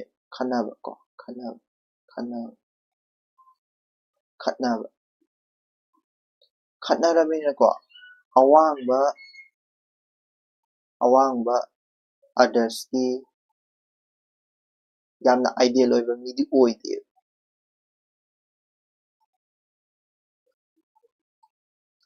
ꯀꯣ ꯑꯣꯏꯒꯦꯗꯤ ꯈꯜꯂꯦꯕ ꯃꯥꯁꯦ ꯇꯧꯕꯗꯨꯕꯨ ꯍꯥꯏꯗꯤ ꯌꯥꯝꯅ ꯅꯤꯡꯈꯥ ꯇꯝꯅ ꯊꯕꯛꯁꯦ ꯇꯧꯕ ꯉꯝꯗꯕꯗꯣ ꯑꯩ ꯑꯣꯏꯒꯦꯗꯤ ꯈꯜꯂꯒꯁꯨ ꯑꯩ ꯑꯣꯏꯕꯗꯤ ꯉꯝꯗꯕꯗꯣ ꯈꯔ ꯍꯥꯏꯗꯤ ꯄꯨꯛꯆꯦꯜ ꯁꯦꯡꯗꯕ ꯍꯥꯏꯒꯗꯣꯏꯔꯥ ꯅꯠꯇ꯭ꯔꯒ ꯃꯁꯥꯒꯤ ꯑꯄꯥꯝꯕ ꯑꯗꯨꯝ ꯑꯃꯨꯛꯃꯨꯛ ꯂꯥꯛꯄ ꯍꯥꯏꯇꯥꯔꯦ ꯃꯁꯥꯒꯤ ꯑꯄꯥꯝꯕ ꯑꯩ ꯍꯥꯏꯕ ꯋꯥꯈꯟꯗꯣ ꯑꯃꯨꯛꯃꯨꯛ ꯂꯥꯛꯄ ꯀꯣ ꯃꯔꯛꯇ ꯂꯩꯕ ꯍꯥꯏꯇꯥꯔꯦ ꯌꯥꯝꯅ ꯊꯥꯛ ꯋꯥꯡꯕ ꯁ꯭ꯄꯤꯔꯤꯆꯨꯋꯦꯜ ꯑꯣꯏꯕ ꯃꯤꯁꯨ ꯑꯃꯨꯛ ꯅꯠꯇꯕ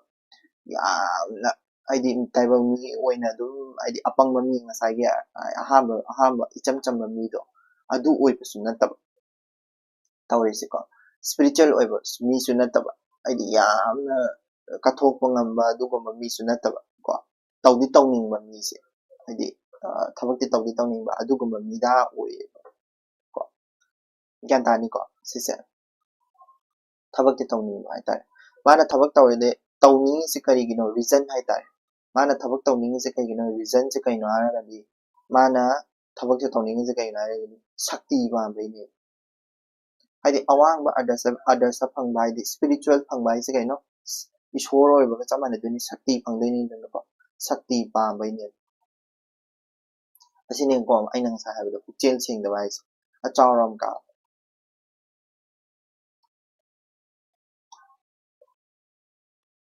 ko asa yamna leba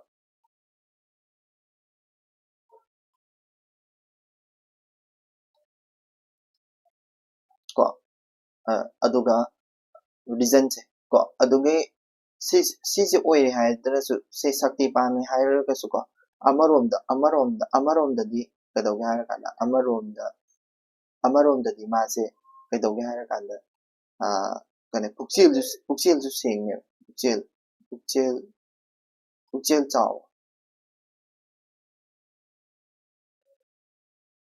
ko pukchel chaw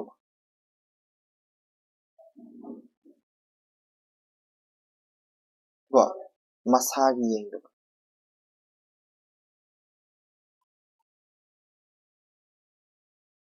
masagi yengdaba ko adagi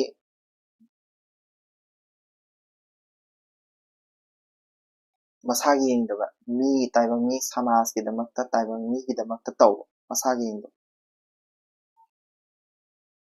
ko oizaba thadokba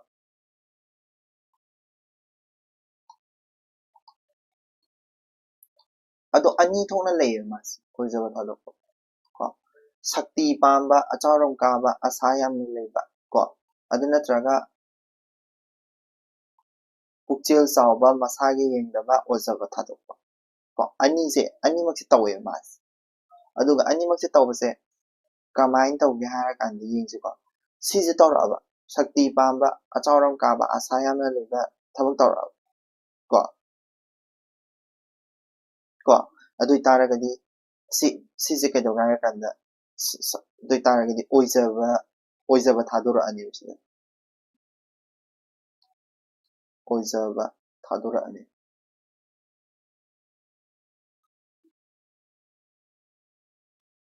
ko karigina hadi asa yamna sorry siungko sakti pamba achawram kaba asa yamna leiraba adui taragadi pukchel chawrani masagi yengdaba oizaba thadorani ko aduduga kaidauge harakanda yungko sakti pamba achawram kaba asa yamna leiraba mase ko pukchel chawba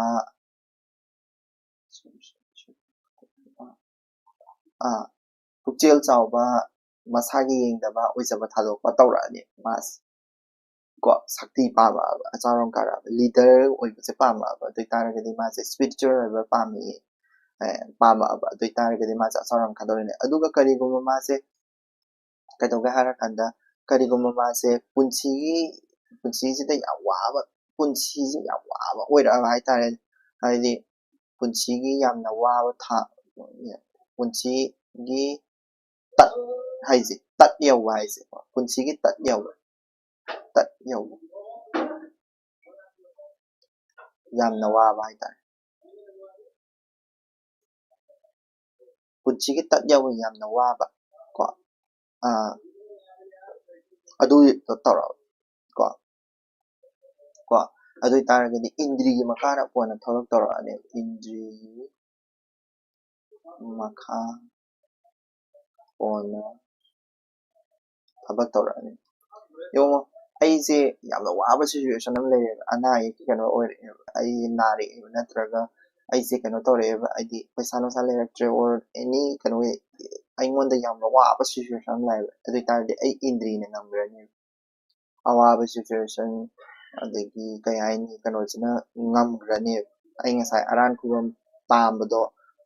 phangaroiba pambado pama aroiba ko adudai apambagi makhuna chalani apambagi maikhuna chalani apambagi maikhuna chakko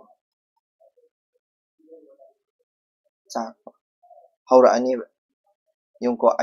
ꯑꯩꯁꯦ ꯀꯩꯒꯨꯝꯕ ꯄꯨꯟꯁꯤꯁꯦ ꯌꯥꯝ ꯋꯥꯕ ꯄꯨꯟꯁꯤ ꯃꯇꯥꯡ ꯑꯃ ꯑꯣꯏꯔꯀꯣ ꯏꯟꯗ꯭ꯔꯤꯒꯤ ꯃꯈꯥ ꯄꯣꯟꯅ ꯊꯕꯛꯁꯦ ꯇꯧꯔꯛꯑꯅꯦꯕ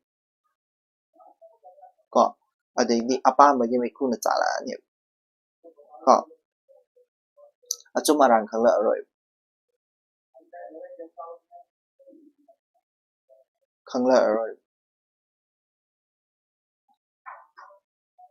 ꯀꯣ ꯑꯆꯨꯝ ꯑꯔꯥꯟ ꯈꯪꯉꯔꯣꯏꯀꯣ ꯈꯪꯂꯛꯑꯔꯣꯏꯀꯣ ꯑꯆꯨꯝ ꯑꯔꯥꯟ ꯈꯪꯂꯛꯑꯔꯣꯏ ꯑꯗꯨ ꯀꯩꯅꯣ ꯍꯟꯊꯕ ꯊꯥꯛꯀꯤ ꯊꯕꯛ ꯇꯧꯔꯛꯑꯅꯤ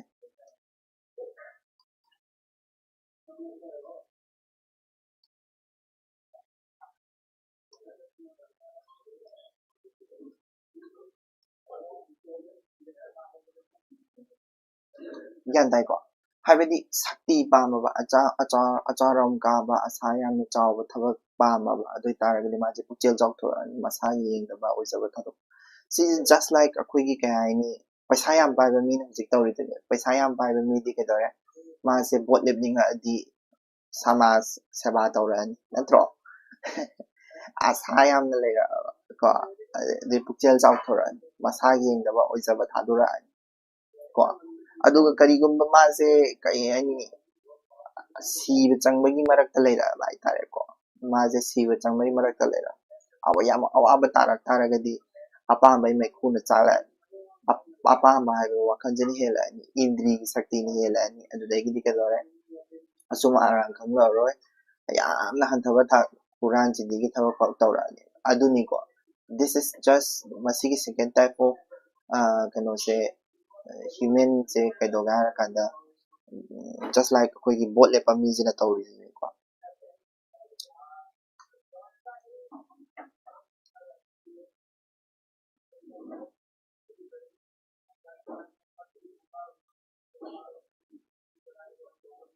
ꯀꯣ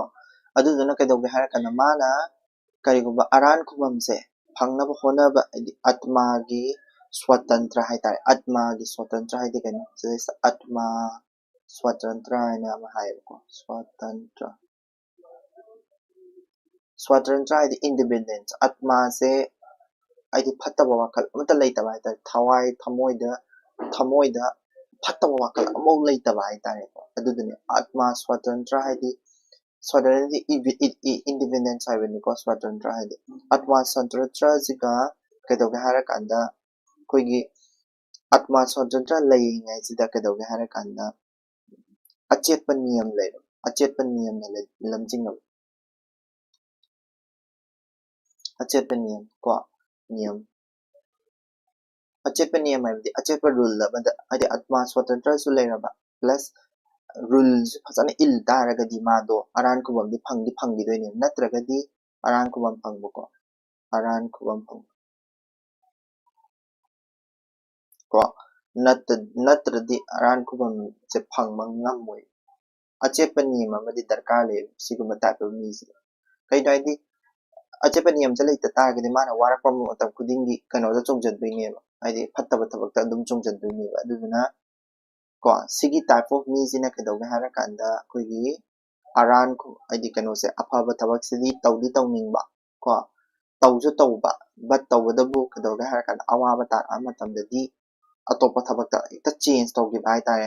ꯐꯠꯇꯕ ꯊꯕꯛꯇ ꯍꯦꯛꯇ ꯆꯦꯟꯖ ꯇꯧꯈꯤꯕ ꯀꯣ ꯃꯕꯨꯛꯁꯦ ꯂꯦꯞꯇꯕ ꯃꯕꯨꯛꯁꯦ ꯆꯦꯠꯇꯕ ꯍꯥꯏꯇꯥꯔꯦꯀꯣ ꯑꯗꯨꯒꯨꯝꯕ ꯃꯤꯗꯥꯗꯣ ꯑꯣꯏꯗꯣꯏꯅꯦꯕꯀꯣ ꯌꯥꯔꯅꯤꯀꯣ ꯁꯤꯁꯦ ꯑꯗꯨꯒ ꯀꯩꯗꯧꯒꯦ ꯍꯥꯏꯔꯀꯥꯟꯗ ꯂꯥꯁ ꯑꯍꯨꯝ ꯁꯨꯕ ꯃꯤ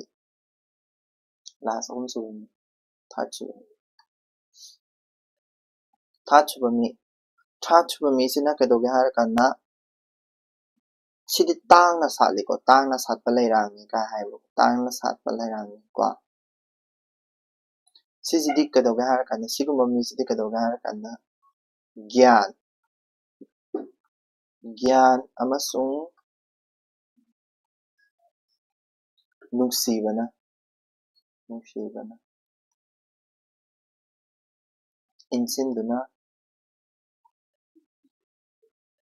ꯏꯟꯁꯤꯟꯗꯨꯅ ꯇꯧꯕ ꯃꯥ ꯊꯕꯛ ꯇꯧꯔꯛꯄ ꯃꯇꯝꯗꯅꯦ ꯃꯀꯣꯛꯅ ꯈꯜꯂ ꯇꯧꯅꯦꯕ ꯃꯊꯃꯣꯏꯅ ꯅꯠꯇ꯭ꯔꯒ ꯏꯃꯣꯁꯟꯗ ꯆꯠꯂꯣꯏꯕ ꯁꯤꯁꯦ ꯏꯃꯣꯁꯟꯂꯦꯁ ꯍꯥꯏꯇꯥꯔꯦ ꯏꯃꯣꯁꯟꯗ ꯆꯠꯇꯕ ꯁꯤꯗ ꯑꯗꯨꯝ ꯍꯥꯏꯔꯛꯑꯃꯤ ꯏꯃꯣꯁꯟꯗ ꯆꯠꯇꯕ ꯃꯤ ꯏꯃꯣꯁꯟꯗ ꯆꯠꯇꯕ ꯃꯤ ꯀꯣ ꯑꯋꯥꯕ ꯐꯅꯌꯥꯝ ꯇꯥꯔꯦ ꯀꯣ ꯋꯥꯔꯦ ꯀꯥꯏꯅꯒ ꯍꯟꯕꯤꯗꯧ ꯅꯠꯇꯦ ꯃꯥꯒꯤ ꯅꯤꯌꯣꯝꯗ ꯑꯗꯨꯝ ꯏꯟꯗꯣꯏꯅꯤꯀꯣ ꯑꯍꯥꯟꯕꯗ ꯀꯩꯅꯣ ꯁꯪꯁꯥꯔꯗ ꯂꯩꯔꯁꯨ ꯁꯪꯁꯥꯔꯗ ꯑꯣꯏꯗꯦ ꯁꯪꯁꯥꯔꯗ ꯂꯩꯔꯕꯁꯨ ꯂꯩꯔꯕꯁꯨ ꯁꯪꯁꯥꯔꯒꯤ ꯑꯣꯏꯗꯦ ꯃꯤꯅꯤꯡꯗꯤ ꯀꯩꯅꯣ ꯍꯥꯏꯅꯣ ꯃꯥꯁꯦ ꯁꯪꯁꯥꯔꯕꯨ ꯍꯦꯟꯕ ꯋꯥꯈꯜ ꯈꯜꯂꯦ ꯄꯨꯝꯅꯃꯛꯀꯤ ꯅꯨꯡꯉꯥꯏꯕ ꯌꯥꯏꯐꯕ ꯑꯗꯨꯗꯩꯗ ꯈꯜꯂꯦ ꯒ꯭ꯌꯥꯟ ꯇꯥ ꯁꯪꯁꯥꯔꯕꯨ ꯍꯦꯟꯕ ꯈꯜꯂꯦꯕ ꯃꯥꯏ ꯋꯥꯈꯜꯁꯦ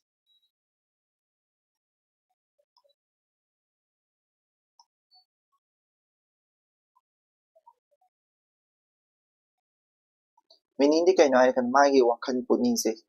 ꯄꯥꯛ ꯆꯥꯎꯔꯦ ꯁꯤꯅꯦ ꯃꯥꯒꯤ ꯃꯤꯅꯤꯡꯁꯦꯀꯣ ꯑꯗꯒꯤ ꯀꯩꯗꯧꯒꯦ ꯍꯥꯏꯔꯀꯥꯟꯗ ꯏꯟꯗ꯭ꯔꯤ ꯍꯥꯏꯕꯗꯤ ꯏꯃꯣꯁꯟꯗꯅꯤꯀꯣ ꯏꯟꯗ꯭ꯔꯤꯕꯨ ꯀꯟꯇ꯭ꯔꯣꯜ ꯇꯧꯋꯦ ꯆꯨꯛꯂꯤ ꯄꯥꯏ ꯍꯥꯏꯕꯗꯤ ꯀꯟꯇ꯭ꯔꯣꯜ ꯇꯧꯋꯦ ꯍꯥꯏꯕꯅꯤ ꯁꯤꯗꯁꯨ ꯁꯤꯗꯗꯤ ꯆꯨꯛꯂꯤ ꯄꯥꯏ ꯍꯥꯏꯀꯣ ꯑꯗꯨꯗꯨꯅ ꯏꯟꯗ꯭ꯔꯤꯕꯨ ꯀꯟꯇ꯭ꯔꯣꯜ ꯇꯧꯕ ꯍꯥꯏꯅ ꯍꯥꯏꯔꯒꯦꯀꯣ ꯀꯟꯇ꯭ꯔꯣꯜ ꯇꯧꯕ ꯀꯩꯗꯧꯒꯦ ꯍꯥꯏꯔꯀꯥꯟꯗ ꯆꯨꯛꯂꯤ ꯄꯥꯏꯕ ꯏꯟꯗ꯭ꯔꯤꯅ ꯃꯥꯁꯦ ꯆꯠꯍꯟꯗꯕ ꯏꯟꯗ꯭ꯔꯤꯅ ꯊꯧꯕ ꯅꯠꯇꯕ ꯃꯥꯅ ꯑꯣꯏꯅ ꯊꯧꯕ ꯆꯨꯛꯂꯤ ꯄꯥꯏꯔ ꯃꯥꯅ ꯑꯣꯏꯅ ꯊꯧꯕ ꯏꯟꯗ꯭ꯔꯤꯗꯣ ꯀꯟꯇ꯭ꯔꯣꯜ ꯇꯧꯕ ꯍꯥꯏꯇꯥꯔꯦ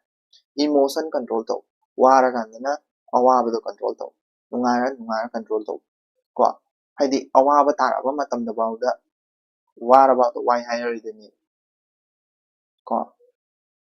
ꯀꯣ ꯑꯗꯨꯅ ꯏꯟꯗ꯭ꯔꯤ ꯀꯟꯇ꯭ꯔꯣल ꯇꯧꯕ ꯑꯗꯨꯒ ꯑꯆꯨꯝꯕ ꯂꯝꯕꯦꯟꯗ ꯆꯠꯇꯣꯏꯅꯦ ꯑꯗꯨꯒ ꯑꯆꯨꯝꯕ ꯂꯝꯕꯦꯟꯗ ꯆꯠꯇꯣꯏꯅꯦ ꯏꯟꯗ꯭ꯔꯤꯁꯦ ꯀꯟꯇ꯭ꯔꯣꯜ ꯇꯧꯔꯒ ꯏꯟꯗ꯭ꯔꯤꯗꯣ ꯃꯥꯅ ꯑꯣꯏꯅ ꯊꯧꯗꯣꯏꯅꯦ ꯏꯟꯗ꯭ꯔꯤꯅ ꯃꯥꯗꯣ ꯏꯜꯂꯛꯄ ꯅꯠꯇꯕ ꯏꯟꯗ꯭ꯔꯤꯗꯣ ꯃꯥꯅ ꯑꯣꯏꯅ ꯊꯧꯔꯒ ꯑꯆꯨꯝꯕ ꯆꯠꯄ ꯍꯥꯏꯇꯥꯔꯦ ꯑꯆꯨꯝꯕ ꯊꯕꯛ ꯇꯧꯔꯛꯄ ꯑꯗꯨꯗꯨꯕꯨ ꯁꯤꯒꯨꯝꯕ ꯇꯥꯏꯞ ꯑꯃ ꯃꯤꯁꯤꯅ ꯑꯣꯏꯗꯣꯏꯅꯦꯕꯀꯣ ꯑꯗꯒꯤ ꯁ꯭ꯊꯤꯠ ꯄ꯭ꯔꯚꯕ ꯀꯣ ꯁꯤꯗꯩꯗ ꯍꯥꯏꯁꯦ ꯁ꯭ꯊꯤꯇ ꯄ꯭ꯔꯖꯅ ꯍꯥꯏꯕꯀꯣ ꯁ꯭ꯊꯤꯇ ꯄ꯭ꯔꯖꯅ ꯁꯤꯁꯦ ꯁꯪꯁꯀ꯭ꯔꯤꯠ ꯋꯥꯔꯗ ꯑꯣꯏꯕ ꯃꯥꯜꯂꯦ ꯃꯥꯅ ꯁꯤꯖꯤꯟꯅꯕꯁꯦ ꯁ꯭ꯊꯤꯇ ꯄ꯭ꯔꯖꯅ ꯑꯣꯔ ꯄ꯭ꯔꯖꯅ ꯀꯣ ꯁ꯭ꯊꯤꯇ ꯄ꯭ꯔꯖꯅ ꯍꯥꯏꯁꯦ ꯕꯦꯡꯒꯂꯤ ꯃꯔꯣꯟꯗ ꯏꯔꯝꯕꯅꯤ ꯁꯤꯗꯩꯁꯤꯗꯀꯣ ꯁ꯭ꯊꯤꯇ ꯄ꯭ꯔꯖꯅꯁꯦ ꯀꯣ ꯔꯤꯀꯣꯛꯅꯥꯏꯖꯤꯡ ꯁꯦꯜꯐ ꯍꯥꯏꯕꯀꯣ ꯔꯤꯀꯣꯛꯅꯥꯏꯖꯤꯡ ꯁꯦꯜꯐ ꯏꯁꯥ ꯈꯪꯕ ꯍꯥꯏꯇꯥꯔꯦ ꯏꯁꯥ ꯈꯪꯕ ꯍꯥꯏꯗꯤ ꯀꯩꯅꯣ ꯑꯩꯁꯦ ꯑꯩꯒꯤ ꯑꯐ ꯐꯠꯇ ꯄꯨꯝꯅꯃꯛꯁꯦ ꯑꯩ ꯏꯁꯥꯅ ꯈꯪꯖ ꯇꯥꯔꯒꯗꯤ ꯀꯩꯗꯧꯗꯣꯏꯕ ꯑꯩ ꯑꯐ ꯐꯠꯇ ꯏꯁꯥꯅ ꯈꯪꯖ ꯇꯥꯔꯒꯗꯤ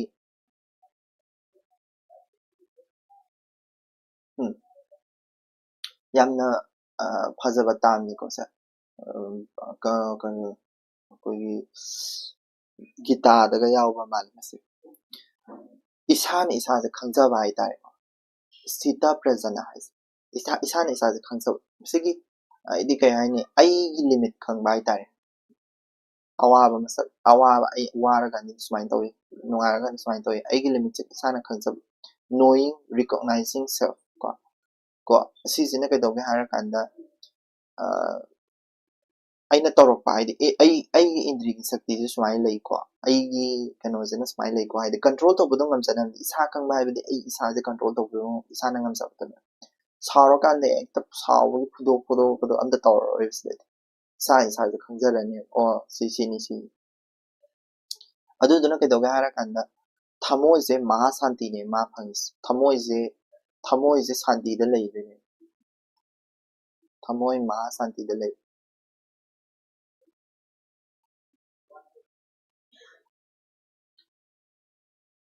ꯃꯥꯅ ꯁꯤꯗꯩꯗ ꯊꯃꯣꯏ ꯃꯍꯥ ꯁꯥꯟꯇꯤꯗ ꯂꯩꯕ ꯍꯥꯏꯁꯦ ꯀꯩꯅꯣ ꯍꯥꯏꯔꯀꯥꯟꯗ ꯑꯩꯈꯣꯏꯒꯤ ꯑꯆꯨꯝꯕ ꯍꯥꯏꯗꯤ ꯈꯨꯗꯝ ꯑꯣꯏꯅ ꯍꯥꯏ ꯃꯥꯅ ꯑꯦꯛꯖꯥꯝꯄꯜ ꯑꯃ ꯁꯤꯗ ꯄꯤꯀꯣ ꯑꯩꯈꯣꯏꯒꯤ ꯁꯤꯗꯩꯁꯤꯗ ꯑꯩꯈꯣꯏꯒꯤ ꯀꯩ ꯍꯥꯏꯅꯤ ꯅꯣꯡꯂꯩ ꯅꯨꯡꯁꯤꯠ ꯀꯣ ꯅꯣꯡꯂꯩ ꯅꯨꯡꯁꯤꯠꯇ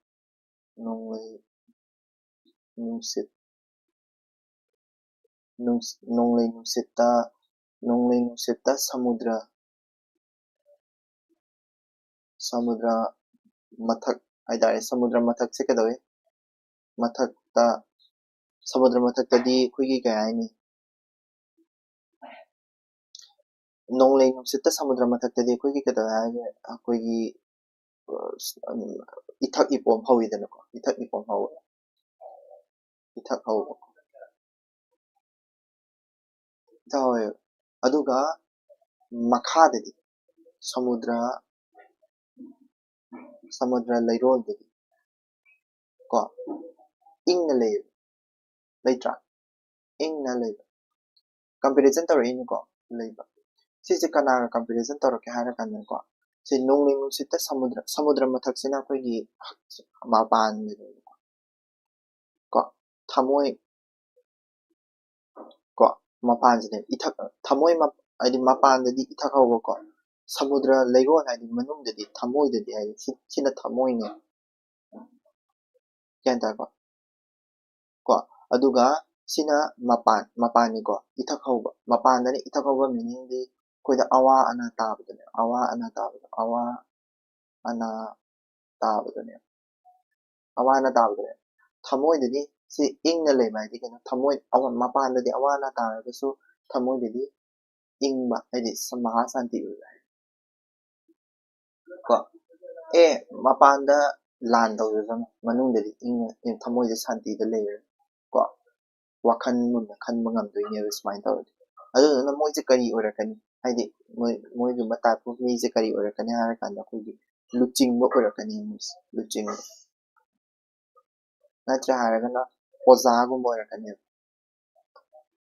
ꯀꯣ ꯅꯠꯇ꯭ꯔꯦ ꯍꯥꯏꯔꯒꯅ ꯒꯨꯔꯨ ꯑꯣꯏꯔꯛꯀꯅꯤ ꯃꯣꯏꯒꯨꯝꯕ ꯇꯥꯏꯞ ꯑꯣꯐ ꯃꯤꯁꯦ ꯀꯣ ꯍꯥꯏꯗꯤ ꯃꯣꯏꯒꯨꯝꯕ ꯇꯥꯏꯞ ꯑꯣꯐ ꯃꯤꯁꯦ ꯍꯥꯏꯗꯤ ꯒ꯭ꯌꯥꯟ ꯂꯧꯁꯤꯡ ꯈꯛꯇꯅ ꯋꯥꯈꯟꯗꯣ ꯈꯜꯂꯀꯥꯟꯗ ꯅꯨꯡꯁꯤꯕꯗꯅ ꯂꯤꯆꯤꯡ ꯑꯣꯏꯔꯒ ꯊꯕꯛꯁꯦ ꯇꯧꯔꯛꯀꯗꯣꯏꯅꯦꯕ ꯀꯣ ꯃꯥꯒꯤ ꯃꯀꯣꯛ ꯈꯛꯇꯅ ꯈꯜꯂꯛꯇꯣꯏꯅꯦꯕ ꯃꯥꯒꯤ ꯏꯃꯣꯁꯟꯗ ꯆꯠꯂꯣꯏꯕ ꯃꯥꯒꯤ ꯃꯀꯣꯛ ꯈꯛꯇꯅ ꯀꯣ ꯑꯗꯨꯒ ꯀꯩꯗꯧꯒꯦ ꯍꯥꯏꯔꯒꯅ ꯃꯐꯝ ꯑꯃꯁꯨꯡ ꯃꯇꯝ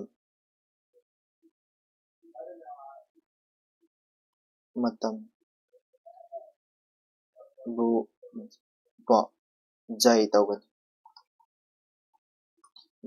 ꯍꯥꯏꯗꯤ ꯉꯝꯒꯅꯤ ꯀꯩꯅꯣ ꯃꯐꯝ ꯃꯇꯝ ꯂꯩꯔꯣꯏ ꯑꯩ ꯌꯨꯝꯗꯅ ꯑꯐꯕ ꯇꯧꯕ ꯃꯄꯥꯟ ꯊꯣꯛꯑꯒꯗꯤ ꯐꯠꯇꯕ ꯑꯗꯨ ꯅꯠꯇꯕ ꯃꯇꯝ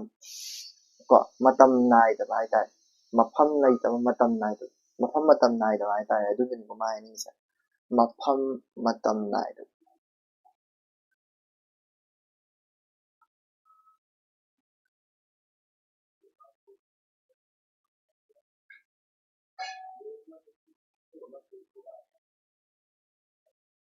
मफम मतम नायदब अफब तौगे हारगदि मफम मतम नायदि अदुना मोइसे तांगना साटपा लेरानी हारमे मान तांगना साटपा को साटपा ले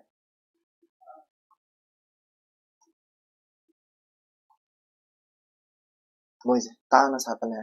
लुचिंगबो ओइनी मोइसे ओजा गुरु ओइनी को अदगी मफम मतम लेरोय मोइसे को मफम मतम नायदरे को मफम मतम नायदबा को